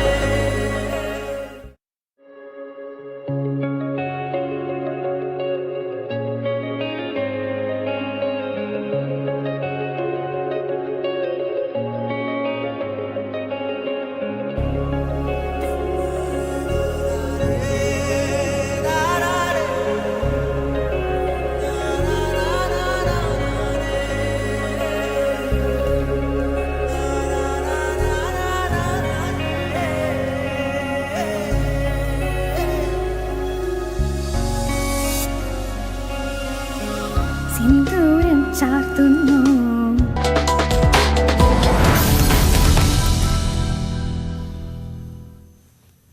വളരെ പ്രധാനപ്പെട്ട മറ്റൊരു വാർത്തയിലേക്ക്. ഗുലാം നബി ആസാദ് കോൺഗ്രസ് വിട്ടു. കോൺഗ്രസ് നേതൃത്വവുമായുള്ള ഭിന്നതകളെ തുടർന്നാണ് രാജി. പാർട്ടിയിൽ റിമോട്ട് കൺട്രോൾ ഭരണമാണെന്നും എല്ലാം തീരുമാനിക്കുന്നത് മുതിർന്ന രാഹുൽ ഗാന്ധിയാണെന്നും രാജിക്കത്തിൽ ഗുലാം നബി ആസാദ് പറയുന്നു. MG മിഥുൻ ഏറ്റവും പുതിയ വിവരങ്ങൾ പങ്കുവെക്കും. മിഥുൻ, ഭാരത് ജോഡോ മുദ്രാവാക്യവുമായി രാഹുൽ ഗാന്ധി രാജ്യ പര്യടനത്തിന് ഇറങ്ങുകയാണ്. കോൺഗ്രസ് ചോഡോ, ആ തരത്തിൽ ഗുലാം നബി ആസാദ് ഈ ഘട്ടത്തിൽ തീരുമാനിക്കാനുള്ള കാരണം എന്താണ്?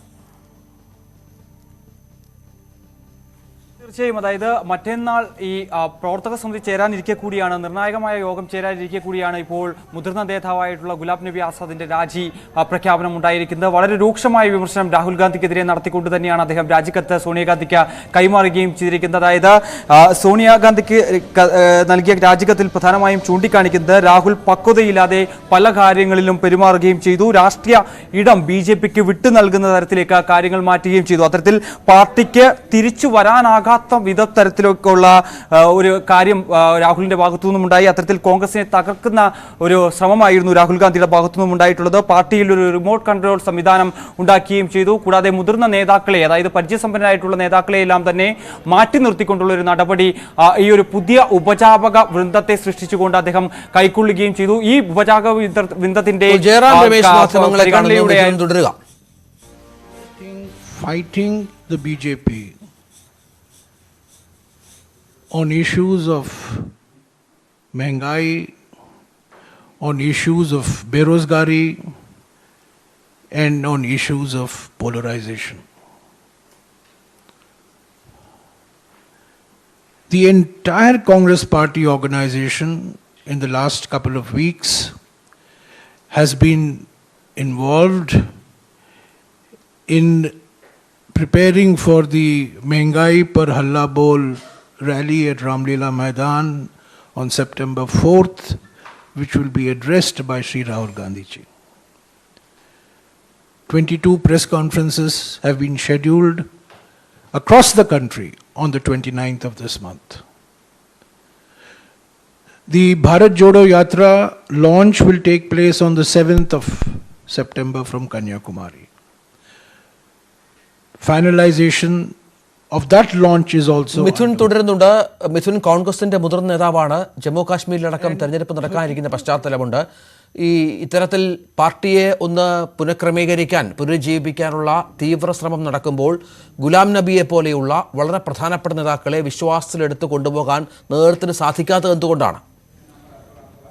രഞ്ജിത്ത്, ഈ കോൺഗ്രസിനെ സംബന്ധിച്ച് ഗുലാം നബി ആസാദിന്റെ ഈ ഒരു രാജി വലിയ കനത്ത പ്രഹരം തന്നെയാണ് കണക്കാക്കപ്പെടേണ്ടത്. അതായത് 2020 മുതലാണ് ഇത്തരത്തിലുള്ള അഭിപ്രായ ഭിന്നത കോൺഗ്രസിനുള്ളിൽ ഉണ്ടാകുന്നത്. G23 നേതാക്കളെല്ലാം തന്നെ ഈ നേതൃത്വത്തിനെതിരെ തിരിയുകയും ഒപ്പം തന്നെ അവരുടെ ആശയങ്ങൾ മുന്നോട്ട് വയ്ക്കുകയും ചെയ്തു. അതായത് നിലവിലെ സാഹചര്യത്തിൽ BJPക്ക് മുന്നിൽ ബദലാകാൻ കോൺഗ്രസിന് കൂടുതൽ ശക്തി പ്രാപിക്കണമെങ്കിൽ അവരുടെ നിർദ്ദേശങ്ങളടക്കം കേൾക്കണമെന്നുള്ളൊരു ആശയം മുന്നോട്ട് വയ്ക്കുകയും ചെയ്തിരുന്നു. പക്ഷേ ഈ നേതൃസ്ഥാനങ്ങളിലിരിക്കുന്നവർ ഇവരുടെ ഈ മുതിർന്ന നേതാക്കളുടെ ആശയങ്ങളൊന്നും തന്നെ അല്ലെങ്കിൽ അവരുടെ പ്രതികരണങ്ങളൊന്നും തന്നെ കേൾക്കുന്നില്ല. അവരെ പല സുപ്രധാന യോഗങ്ങളിൽ നിന്നും മാറ്റി നിർത്തുന്നു, സുപ്രധാന ചുമതലകളിൽ നിന്നും മാറ്റി നിർത്തുന്നു. അതായത് മുൻകാലങ്ങളിലൊക്കെ വിമർശിക്കാനും ഒപ്പം തന്നെ ചില കാര്യങ്ങൾ പറയാനും കോൺഗ്രസിൽ ജനാധിപത്യ സംവിധാനങ്ങൾ ഉണ്ടായിരുന്നു. പക്ഷേ അത് 2014 ശേഷം ഇല്ലാതായിരിക്കുന്നു. BJP സർക്കാർ അധികാരത്തിലേറിയതിനു ശേഷം വലിയ രീതിയിൽ മാറ്റങ്ങൾ കോൺഗ്രസിനുണ്ടാകുകയും ചെയ്തു. അതായത് 2014 മുതൽ 2022 വരെ നോക്കുമ്പോൾ ഏകദേശം 4 തെരഞ്ഞെടുപ്പുകളിൽ അല്ലെങ്കിൽ 4 സംസ്ഥാനങ്ങളിൽ മാത്രമാണ് കോൺഗ്രസിന് വിജയിക്കാനായിട്ടുള്ളത്. ഇപ്പോൾ നിലവിലെ സാഹചര്യത്തിൽ 2 സംസ്ഥാനങ്ങളിൽ മാത്രമാണ് കോൺഗ്രസ് ഭരണം കൈകാര്യം ചെയ്യുന്നത്. അത്തരത്തിലൊരു തരം താഴ്ന്ന അവസ്ഥയിലേക്ക് കോൺഗ്രസ് എത്തി നിൽക്കുന്നു. അതുകൊണ്ട് തന്നെയാണ് ഇത്തരത്തിൽ G20 നേതാക്കളിൽ നിന്ന് 6ാമത്തെ നേതാവ് കൂടിയാണ് ഇപ്പോൾ രാജിവെച്ചിരിക്കുന്നത്. ഗുലാം നബി ആസാദിന്റെ രാജി അല്പസമയത്തിന് മുമ്പ് തന്നെ സോണിയാഗാന്ധിക്ക് കൈമാറുകയും ചെയ്തിട്ടുണ്ട്. അതായത് ഈ നേതൃസ്ഥാനങ്ങളിൽ ഇരിക്കുന്നവരെ രൂക്ഷമായി വിമർശിച്ചുകൊണ്ട് പ്രത്യേകിച്ച് രാഹുൽ ഗാന്ധിയെ കടന്നാക്രമിച്ചുകൊണ്ടുള്ള ഒരു പ്രതികരണമായിരുന്നു, അല്ലെങ്കിൽ രാജിക്കത്തിൽ പരാമർശിച്ചുകൊണ്ടായിരുന്നു അദ്ദേഹം രാജിക്കത്ത് കൈമാറിയിരിക്കുന്നത്. അതായത് പല കാര്യങ്ങളിലും രാഷ്ട്രീയ ഇടപെടലുകൾ നടത്താൻ രാഹുൽ ഗാന്ധിക്ക് സാധിക്കുന്നില്ല. അദ്ദേഹം പുതിയ ഒരു ഉപജാപക വൃന്ദത്തെ സൃഷ്ടിച്ചുകൊണ്ട് ആ ഉപജാപക വൃന്ദത്തിന്റെ പ്രതികരണങ്ങളും ഒപ്പം തന്നെ അവർ മുന്നോട്ട് വെക്കുന്ന ആശയങ്ങളുമാണ് പാർട്ടിയിൽ നടപ്പിലാക്കുന്നത്. അതുമൂലമാണ് ഇത്തരത്തിൽ വലിയ രീതിയിൽ കോൺഗ്രസ് തകരാൻ കാരണമായിട്ടുള്ളത്. ഒരിക്കലും തിരിച്ചു വരാൻ പറ്റാത്ത തരത്തിലേക്ക് കോൺഗ്രസ് പാർട്ടിയെ മാറ്റിയെടുത്തു. അതിന്റെ കാരണക്കാരനായിട്ടുള്ളത് രാഹുൽ ഗാന്ധിയാണ് എന്നുള്ള രീതിയിലുള്ള പരാമർശങ്ങളൊക്കെ ഈ ഒരു രാജിക്കത്തിൽ ഉണ്ടായിരിക്കുന്നു. ഒപ്പം തന്നെ പാർട്ടിയെ ഒരു റിമോട്ട് കൺട്രോൾ മോഡാക്കി മാറ്റി. അതായത് വളരെ കുട്ടിക്കളി എന്ന രീതിയിലാണ് രാഹുൽ ഗാന്ധി കാര്യങ്ങൾ നോക്കിക്കാണുന്നത്. കൂടാതെ തന്നെ അദ്ദേഹത്തിന്റെ സുരക്ഷാ ജീവനക്കാരും PAയുമാണ് കാര്യങ്ങൾ തീരുമാനിക്കുന്നത്. ആ കാര്യങ്ങളൊക്കെ തന്നെ ചർച്ചയിൽ വരികയും പാർട്ടിയിൽ അത് നടപ്പിലാക്കുകയും ചെയ്യുന്നു. അത്തരത്തിൽ മുതിർന്ന നേതാക്കളെയും പരിചയസമ്പന്നരായിട്ടുള്ള ആൾക്കാരുടെ നിർദ്ദേശങ്ങൾ പാലിക്കുന്നില്ല. കൂടാതെ കൂടിയാലോചനകൾ നടക്കുന്നില്ല. അതായത് മുൻകാലങ്ങളിലൊക്കെ ഏതെങ്കിലും തരത്തിലുള്ള പ്രതിസന്ധികൾ പാർട്ടിക്കുള്ളിൽ ഉണ്ടായാൽ അല്ലെങ്കിൽ രാജ്യത്തുണ്ടായാൽ അത് ധ്രുവീകരിക്കുന്നതിന് വേണ്ടി പല കൂടിയാലോചനകൾ നടത്തും. പക്ഷേ നാളിതുവരെയായി അത്തരത്തിലൊരു കൂടിയാലോചനകൾ നടത്താൻ കോൺഗ്രസ് നേതൃത്വം തയ്യാറാകുന്നില്ല എന്നുള്ളൊരു വിമർശനം അദ്ദേഹം ഉന്നയിക്കുകയും ചെയ്യുന്നു. അതായത് ഏകദേശം 50 വർഷത്തിന് മുകളിൽ നിന്ന് നീണ്ടു നിന്ന ഒരു രാഷ്ട്രീയ ജീവിതത്തിനാണ് അദ്ദേഹം, അല്ലെങ്കിൽ കോൺഗ്രസ് രാഷ്ട്രീയ ജീവിതത്തിന് തന്നെയാണ് അദ്ദേഹം ഇപ്പോൾ വിടപറയൽ നടത്തിയിരിക്കുന്നത്. ഗുലാം നബി ആസാദിനെ പോലെ വളരെ പ്രധാനപ്പെട്ട മുതിർന്ന നേതാവ് തന്റെ 50 വർഷത്തെ കോൺഗ്രസ് ബന്ധം ഉപേക്ഷിക്കുന്നു, പ്രാഥമിക അംഗത്വം രാജിവെച്ചു, എല്ലാ പദവികളും രാജിവെക്കുന്നു. ഒപ്പം കോൺഗ്രസ് നേതൃത്വത്തെ രൂക്ഷമായി വിമർശിച്ചാണ് കത്തെഴുതിയ അദ്ദേഹം ഇപ്പോൾ രാജി വെച്ചിരിക്കുന്നത്. അതിൻ്റെ അടുത്ത നീക്കം എന്ത് എന്നുള്ള കാര്യത്തിലൊക്കെ ഇനിയും വ്യക്തത വരേണ്ടതുണ്ട്. വളരെ പ്രധാനപ്പെട്ട വിവരമാണത്. വളരെ പെട്ടെന്ന് തിരിച്ചു വരാം ഇടവേളയ്ക്ക് ശേഷം.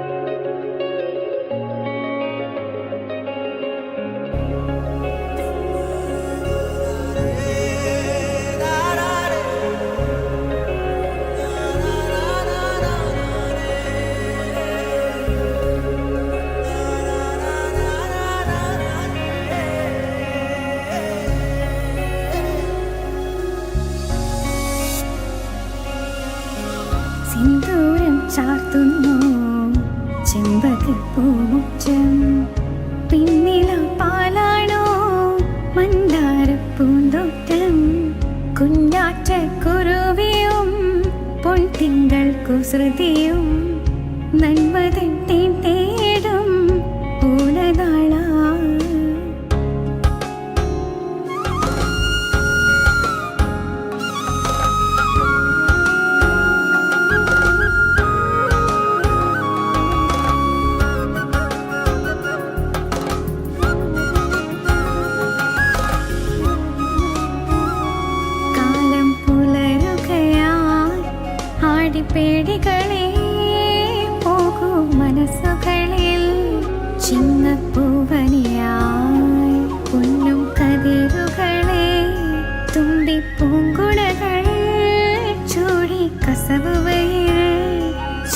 മിഴികൾ ചാർത്തിടുന്നേ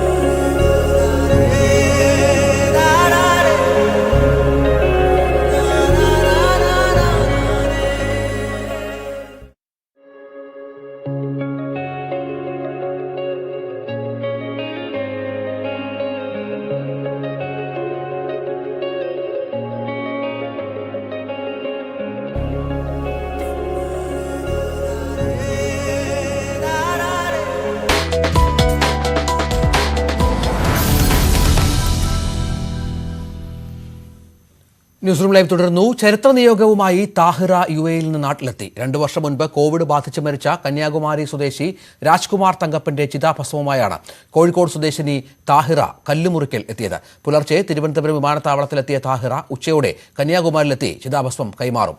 ആദ്യമായാണ് യുഎഇയിൽ മരിച്ചയാളുടെ ചിതാഭസ്മം നാട്ടിലെത്തിക്കുന്നത്. 2020 മെയ്യിലാണ് കന്യാകുമാരി സ്വദേശി രാജ്കുമാർ തങ്കപ്പൻ യുഎഇയിൽ കോവിഡ് ബാധിച്ച് മരിച്ചത്. ഏറ്റെടുക്കാൻ ആരുമില്ലാതെ മൃതദേഹം യുഎഇയിൽ തന്നെ സംസ്കരിച്ചു. രാജ്കുമാറിന്റെ ചിതാഭസ്മം ഏറ്റുവാങ്ങിയത് സുഹൃത്തായ കോട്ടയം സ്വദേശി സിജോ പോൾ. എന്നാൽ സാമ്പത്തിക ബുദ്ധിമുട്ട് മൂലം നാട്ടിൽ വരാൻ സിജോയ്ക്ക് കഴിഞ്ഞില്ല. സ്വന്തം താമസ സ്ഥലത്ത് സിജോ ചിതാഭസ്മം സൂക്ഷിച്ചു വെച്ചു. അമ്മയെ നേരത്തെ തന്നെ നഷ്ടപ്പെട്ട രാജ്കുമാറിന്റെ മക്കൾ അച്ഛൻ്റെ ചിതാഭസ്മമെങ്കിലും ഏറ്റുവാങ്ങണമെന്ന ആഗ്രഹം പ്രകടിപ്പിച്ചിരുന്നു.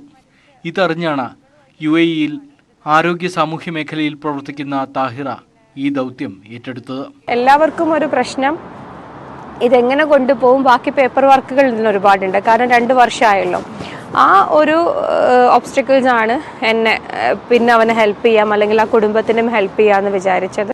ഏറെ സങ്കീർണമായ നടപടിക്രമങ്ങളെല്ലാം പൂർത്തീകരിച്ചാണ് ഒടുവിൽ താഹിറ ചിതാഭസ്മവുമായി കന്യാകുമാരിയിലേക്ക് തിരിച്ചത്.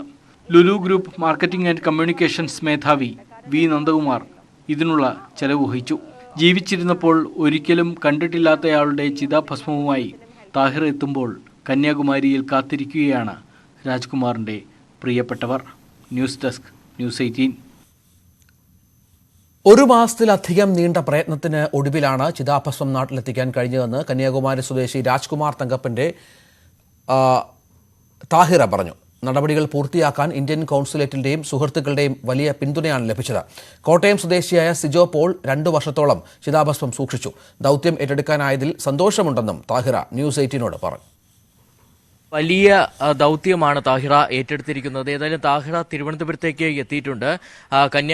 മരിച്ച കന്യാകുമാരി സ്വദേശി രാജ്കുമാറിന്റെ ചിതാഭസ്മവുമായിട്ടാണ് താഹിറ തിരുവനന്തപുരത്ത് എത്തിയിരിക്കുന്നത്. അല്പസമയത്തിനകം തന്നെ ഇവിടെ നിന്ന് കന്യാകുമാരിയിലേക്ക് യാത്ര തിരിക്കും. അവിടെ എത്തിയാണ് ഈ മരിച്ച രാജ്കുമാറിന്റെ മക്കൾക്ക് ചിതാഭസ്മം കൈമാറുക. ഏതായാലും ആ വലിയ ദൗത്യം ഏറ്റെടുത്ത താഹിറ ഇപ്പോൾ ന്യൂസ് 18നൊപ്പം ചേരുകയാണ്. അതായത് ഇത്തരത്തിലൊരു ദൗത്യത്തിലേക്ക് എങ്ങനെയാണ് എത്തുന്നത്? മരിച്ച രാജ്കുമാറിൻ്റെ മകൾ വഴിയാണ് ചിതാഭസ്മം അവിടെ സൂക്ഷിച്ച വിവരം ഞാൻ അറിയുന്നത്. അപ്പം അവർ തന്ന നമ്പർ പ്രകാരം സിജോ പോൾ എന്ന വ്യക്തിയെ കോൺടാക്ട് ചെയ്തു. അങ്ങനെ അവർ പറഞ്ഞു എന്നും എന്തുകൊണ്ടാണ് ചിതാഭസ്മം അവരുടെ കൂടെ സൂക്ഷിച്ചു വെച്ചിട്ടുള്ളത് എന്നും അത് നാട്ടിലെത്തിക്കാനുള്ള പേപ്പർ വർക്കുകളുടെ ബുദ്ധിമുട്ട് എന്താണെന്നും അവരിൽ തന്നെയാണ് ഞാൻ മനസ്സിലാക്കിയത്. പിന്നെ ഞാൻ അവിടുത്തെ ഒരു ഗവൺമെൻറ് അതോറിറ്റിയിൽ വർക്ക് ചെയ്യുന്നതാണ്, ആരോഗ്യ പ്രവർത്തകയാണ്. കോവിഡ് സമയത്ത് ഏഷ്യൻ കൺട്രീസിൻ്റെ കെയർ കോർഡിനേറ്റർ ടീം ലീഡായിട്ട് വർക്ക് ചെയ്യുമായിരുന്നു. അതുപോലെ തന്നെ അവിടുത്തെ എമർജൻസി ഓപ്പറേഷൻ സെൻറ്ററുമായിട്ടും വർക്ക് ചെയ്യാൻ സാധിച്ചിട്ടുണ്ട്.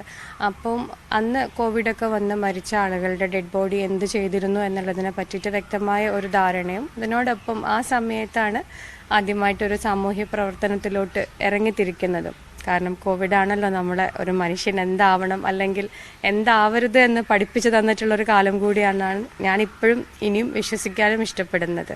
അപ്പം ഈ ഡെത്ത് പ്രൊസീജിയർ അല്ലെങ്കിൽ പിന്നീട് അങ്ങോട്ടേക്ക് വരുന്ന ഫോർമാലിറ്റീസ് എന്താണെന്ന് എനിക്കൊരു റഫ്ലി ഒരു ഐഡിയ ഉണ്ട്.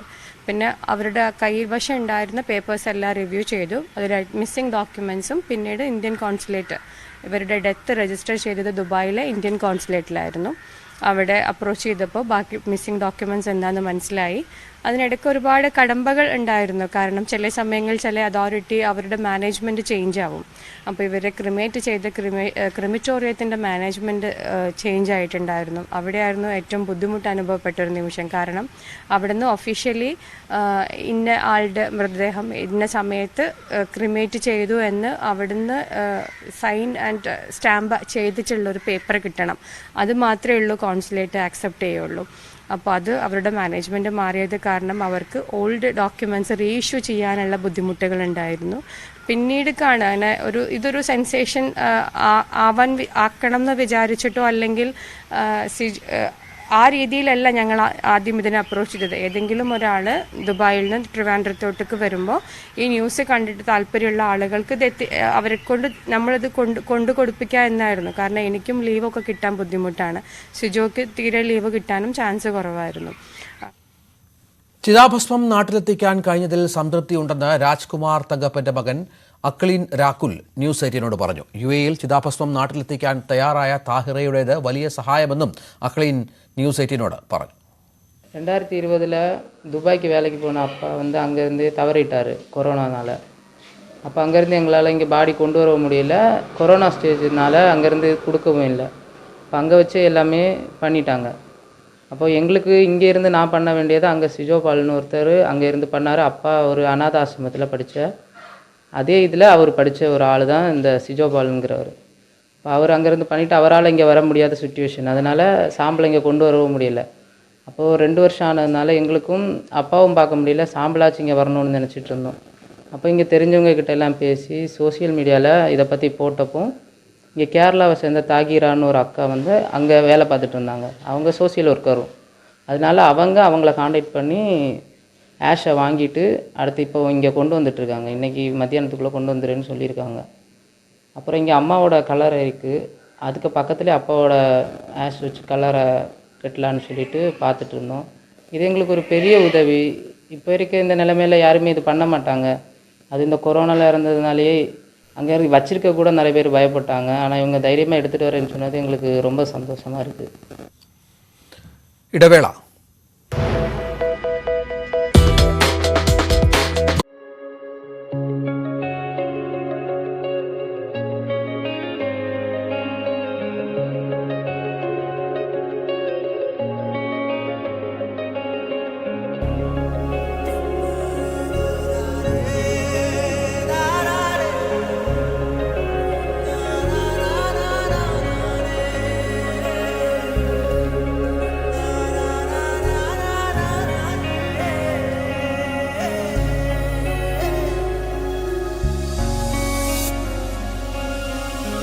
സിന്ദൂരം ചാർത്തുന്നു ചെമ്പകപ്പൂമുറ്റം, പിന്നില പാലാണോ മന്ദാരപ്പൂന്തോട്ടം, കുഞ്ഞാറ്റക്കുരുവിയും പൊൻതിങ്കൾ കുസൃതിയും നന്മതൻ തേടും ഓണനാളാ.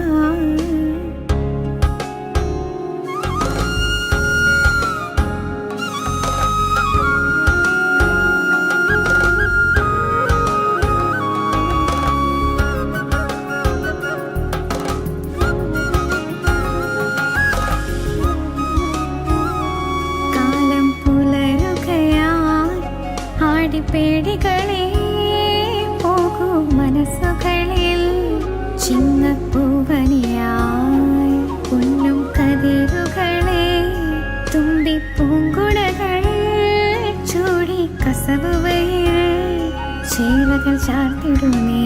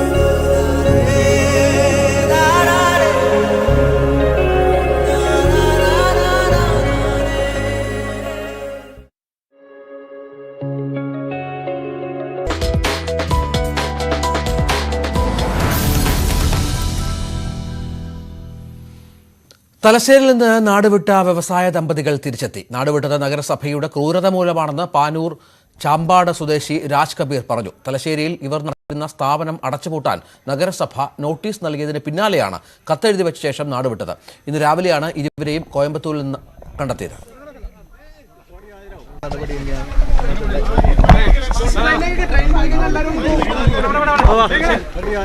നഗരസഭയുടെ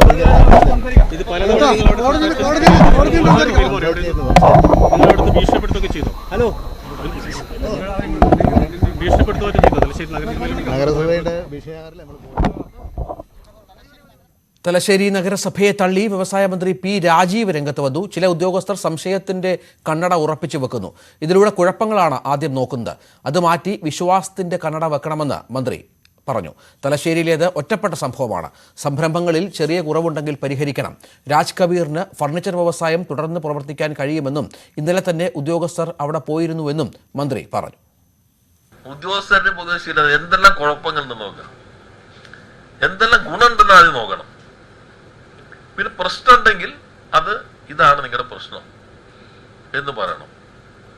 ചിലപ്പോൾ ഒരു കെട്ടിടം പണിതു, ഒരു 2 സെന്റിമീറ്റർ ആയിരിക്കും വ്യത്യാസം. വളരെ സൂക്ഷ്മമായി നോക്കിയാൽ ചിലപ്പോൾ 2 സെന്റിമീറ്റർ. എന്നാൽ വിശ്വാസത്തിന്റെ കണ്ടു വെച്ച് നോക്കിയാൽ ചിലപ്പോൾ അത്ര ഉണ്ടാവില്ല. ഇത് പിടിക്കണ പോലെ ഇരിക്കും. ചെറുതൊക്കെയാണ്, വലിയ തട്ടിപ്പെടുന്നവരുണ്ടാവും അപൂർവമായിട്ട്. പക്ഷെ പൊതുവെ സംരംഭകരെ അനുകൂലമായ സമീപനം സ്വീകരിക്കുക എന്നുള്ളതാണ്. ഇടവേള.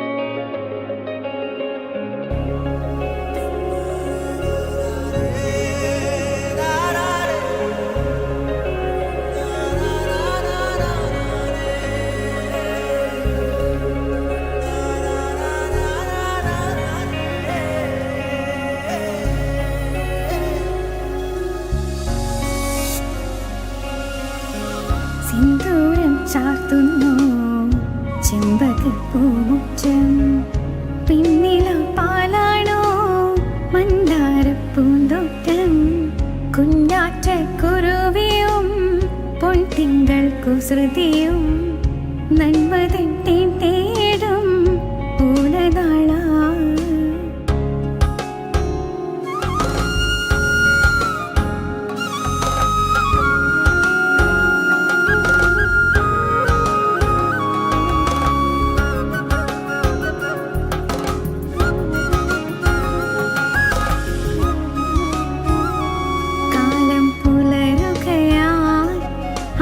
പേടികളെ പോകൂ മനസ്സ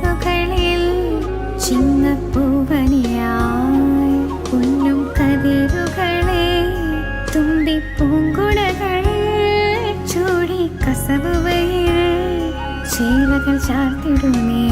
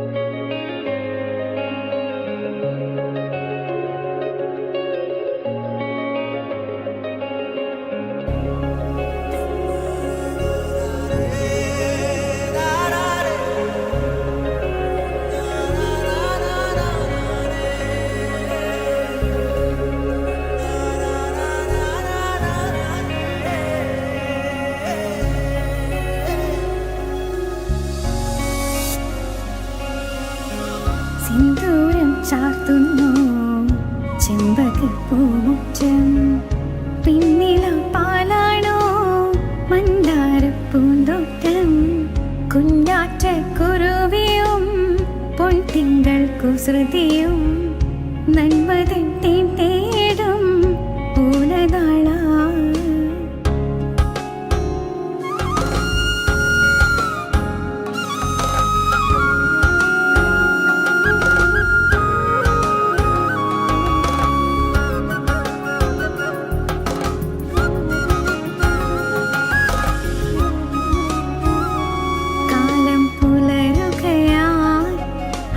പേടികളെ പോകൂ മനസ്സുകളിൽ ചിങ്ങപ്പൂവനിയായി പൊന്നും കതിരുകളെ തുമ്പിപ്പൂങ്കുളകൾ ചൂടി കസവുവയിൽ ചേലകൾ ചാർത്തിടുമേ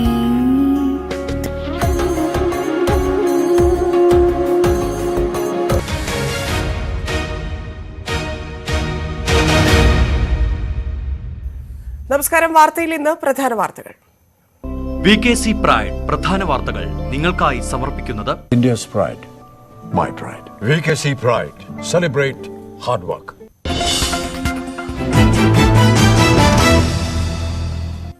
It should be clear to one and all. My directions to me can come only from Honorable President of India. And my powers are defined by the Constitution.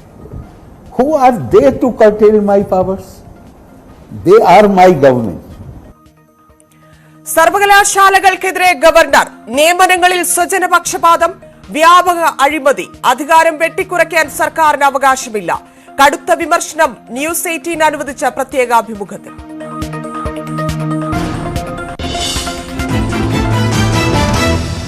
കടവീസി നിരന്തരം നിയമലംഘനം നടത്തുന്നയാൾ. ക്രിമിനൽ പരാമർശം ഈ പശ്ചാത്തലത്തിൽ ധനമന്ത്രി ദൂതനായി എത്തിയെന്നും ഗവർണറുടെ വെളിപ്പെടുത്തൽ. Finance Minister comes to Rajbhavan. Sri K. N. Balagopal? Finance Minister, I don't remember exactly when. With the request, he is a very nice person. He is a gentleman. And he very politely requested me. Very politely. He was not exceeding, I am not complaining against him. He is a very nice person. Thorough gentleman. And he very politely requested me that if I can consider for my nominee if I can consider this man who is vice chairman of the planning committee. കോൺഗ്രസിന് കനത്ത പ്രഹരം നൽകി ഗുലാം നബിയും കോൺഗ്രസ് വിട്ടു. എല്ലാ പദവികളും രാജിവെച്ചു. രാജിക്കത്തിൽ നേതൃത്വത്തിനെതിരെ അതിരൂക്ഷ വിമർശനം.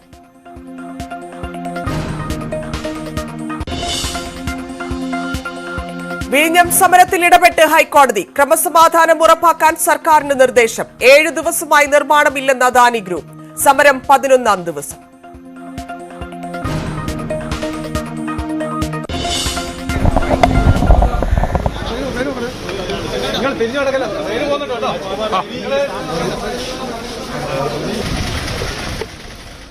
നാടുവിട്ടത് നഗരസഭയുടെ ക്രൂരത മൂലമെന്ന് തലശ്ശേരിയിലെ ദമ്പതികൾ. ഇപ്പോഴും ആശങ്ക മാറിയിട്ടില്ല. കോയമ്പത്തൂർ ദമ്പതികൾ തലശ്ശേരിയിലെത്തുന്നു. നഗരസഭയെ തള്ളി പി രാജീവ്. അത് പഞ്ചായത്ത് മന്ത്രിയായിട്ട് ഞാൻ സംസാരിച്ചിരുന്നു. അവരത് ഗൗരവമായിട്ട് പരിശോധിക്കുന്നുണ്ടാവും.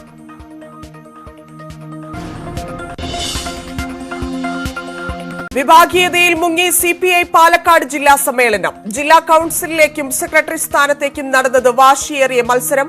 പാനലിന് പുറത്തുനിന്നും മത്സരിച്ച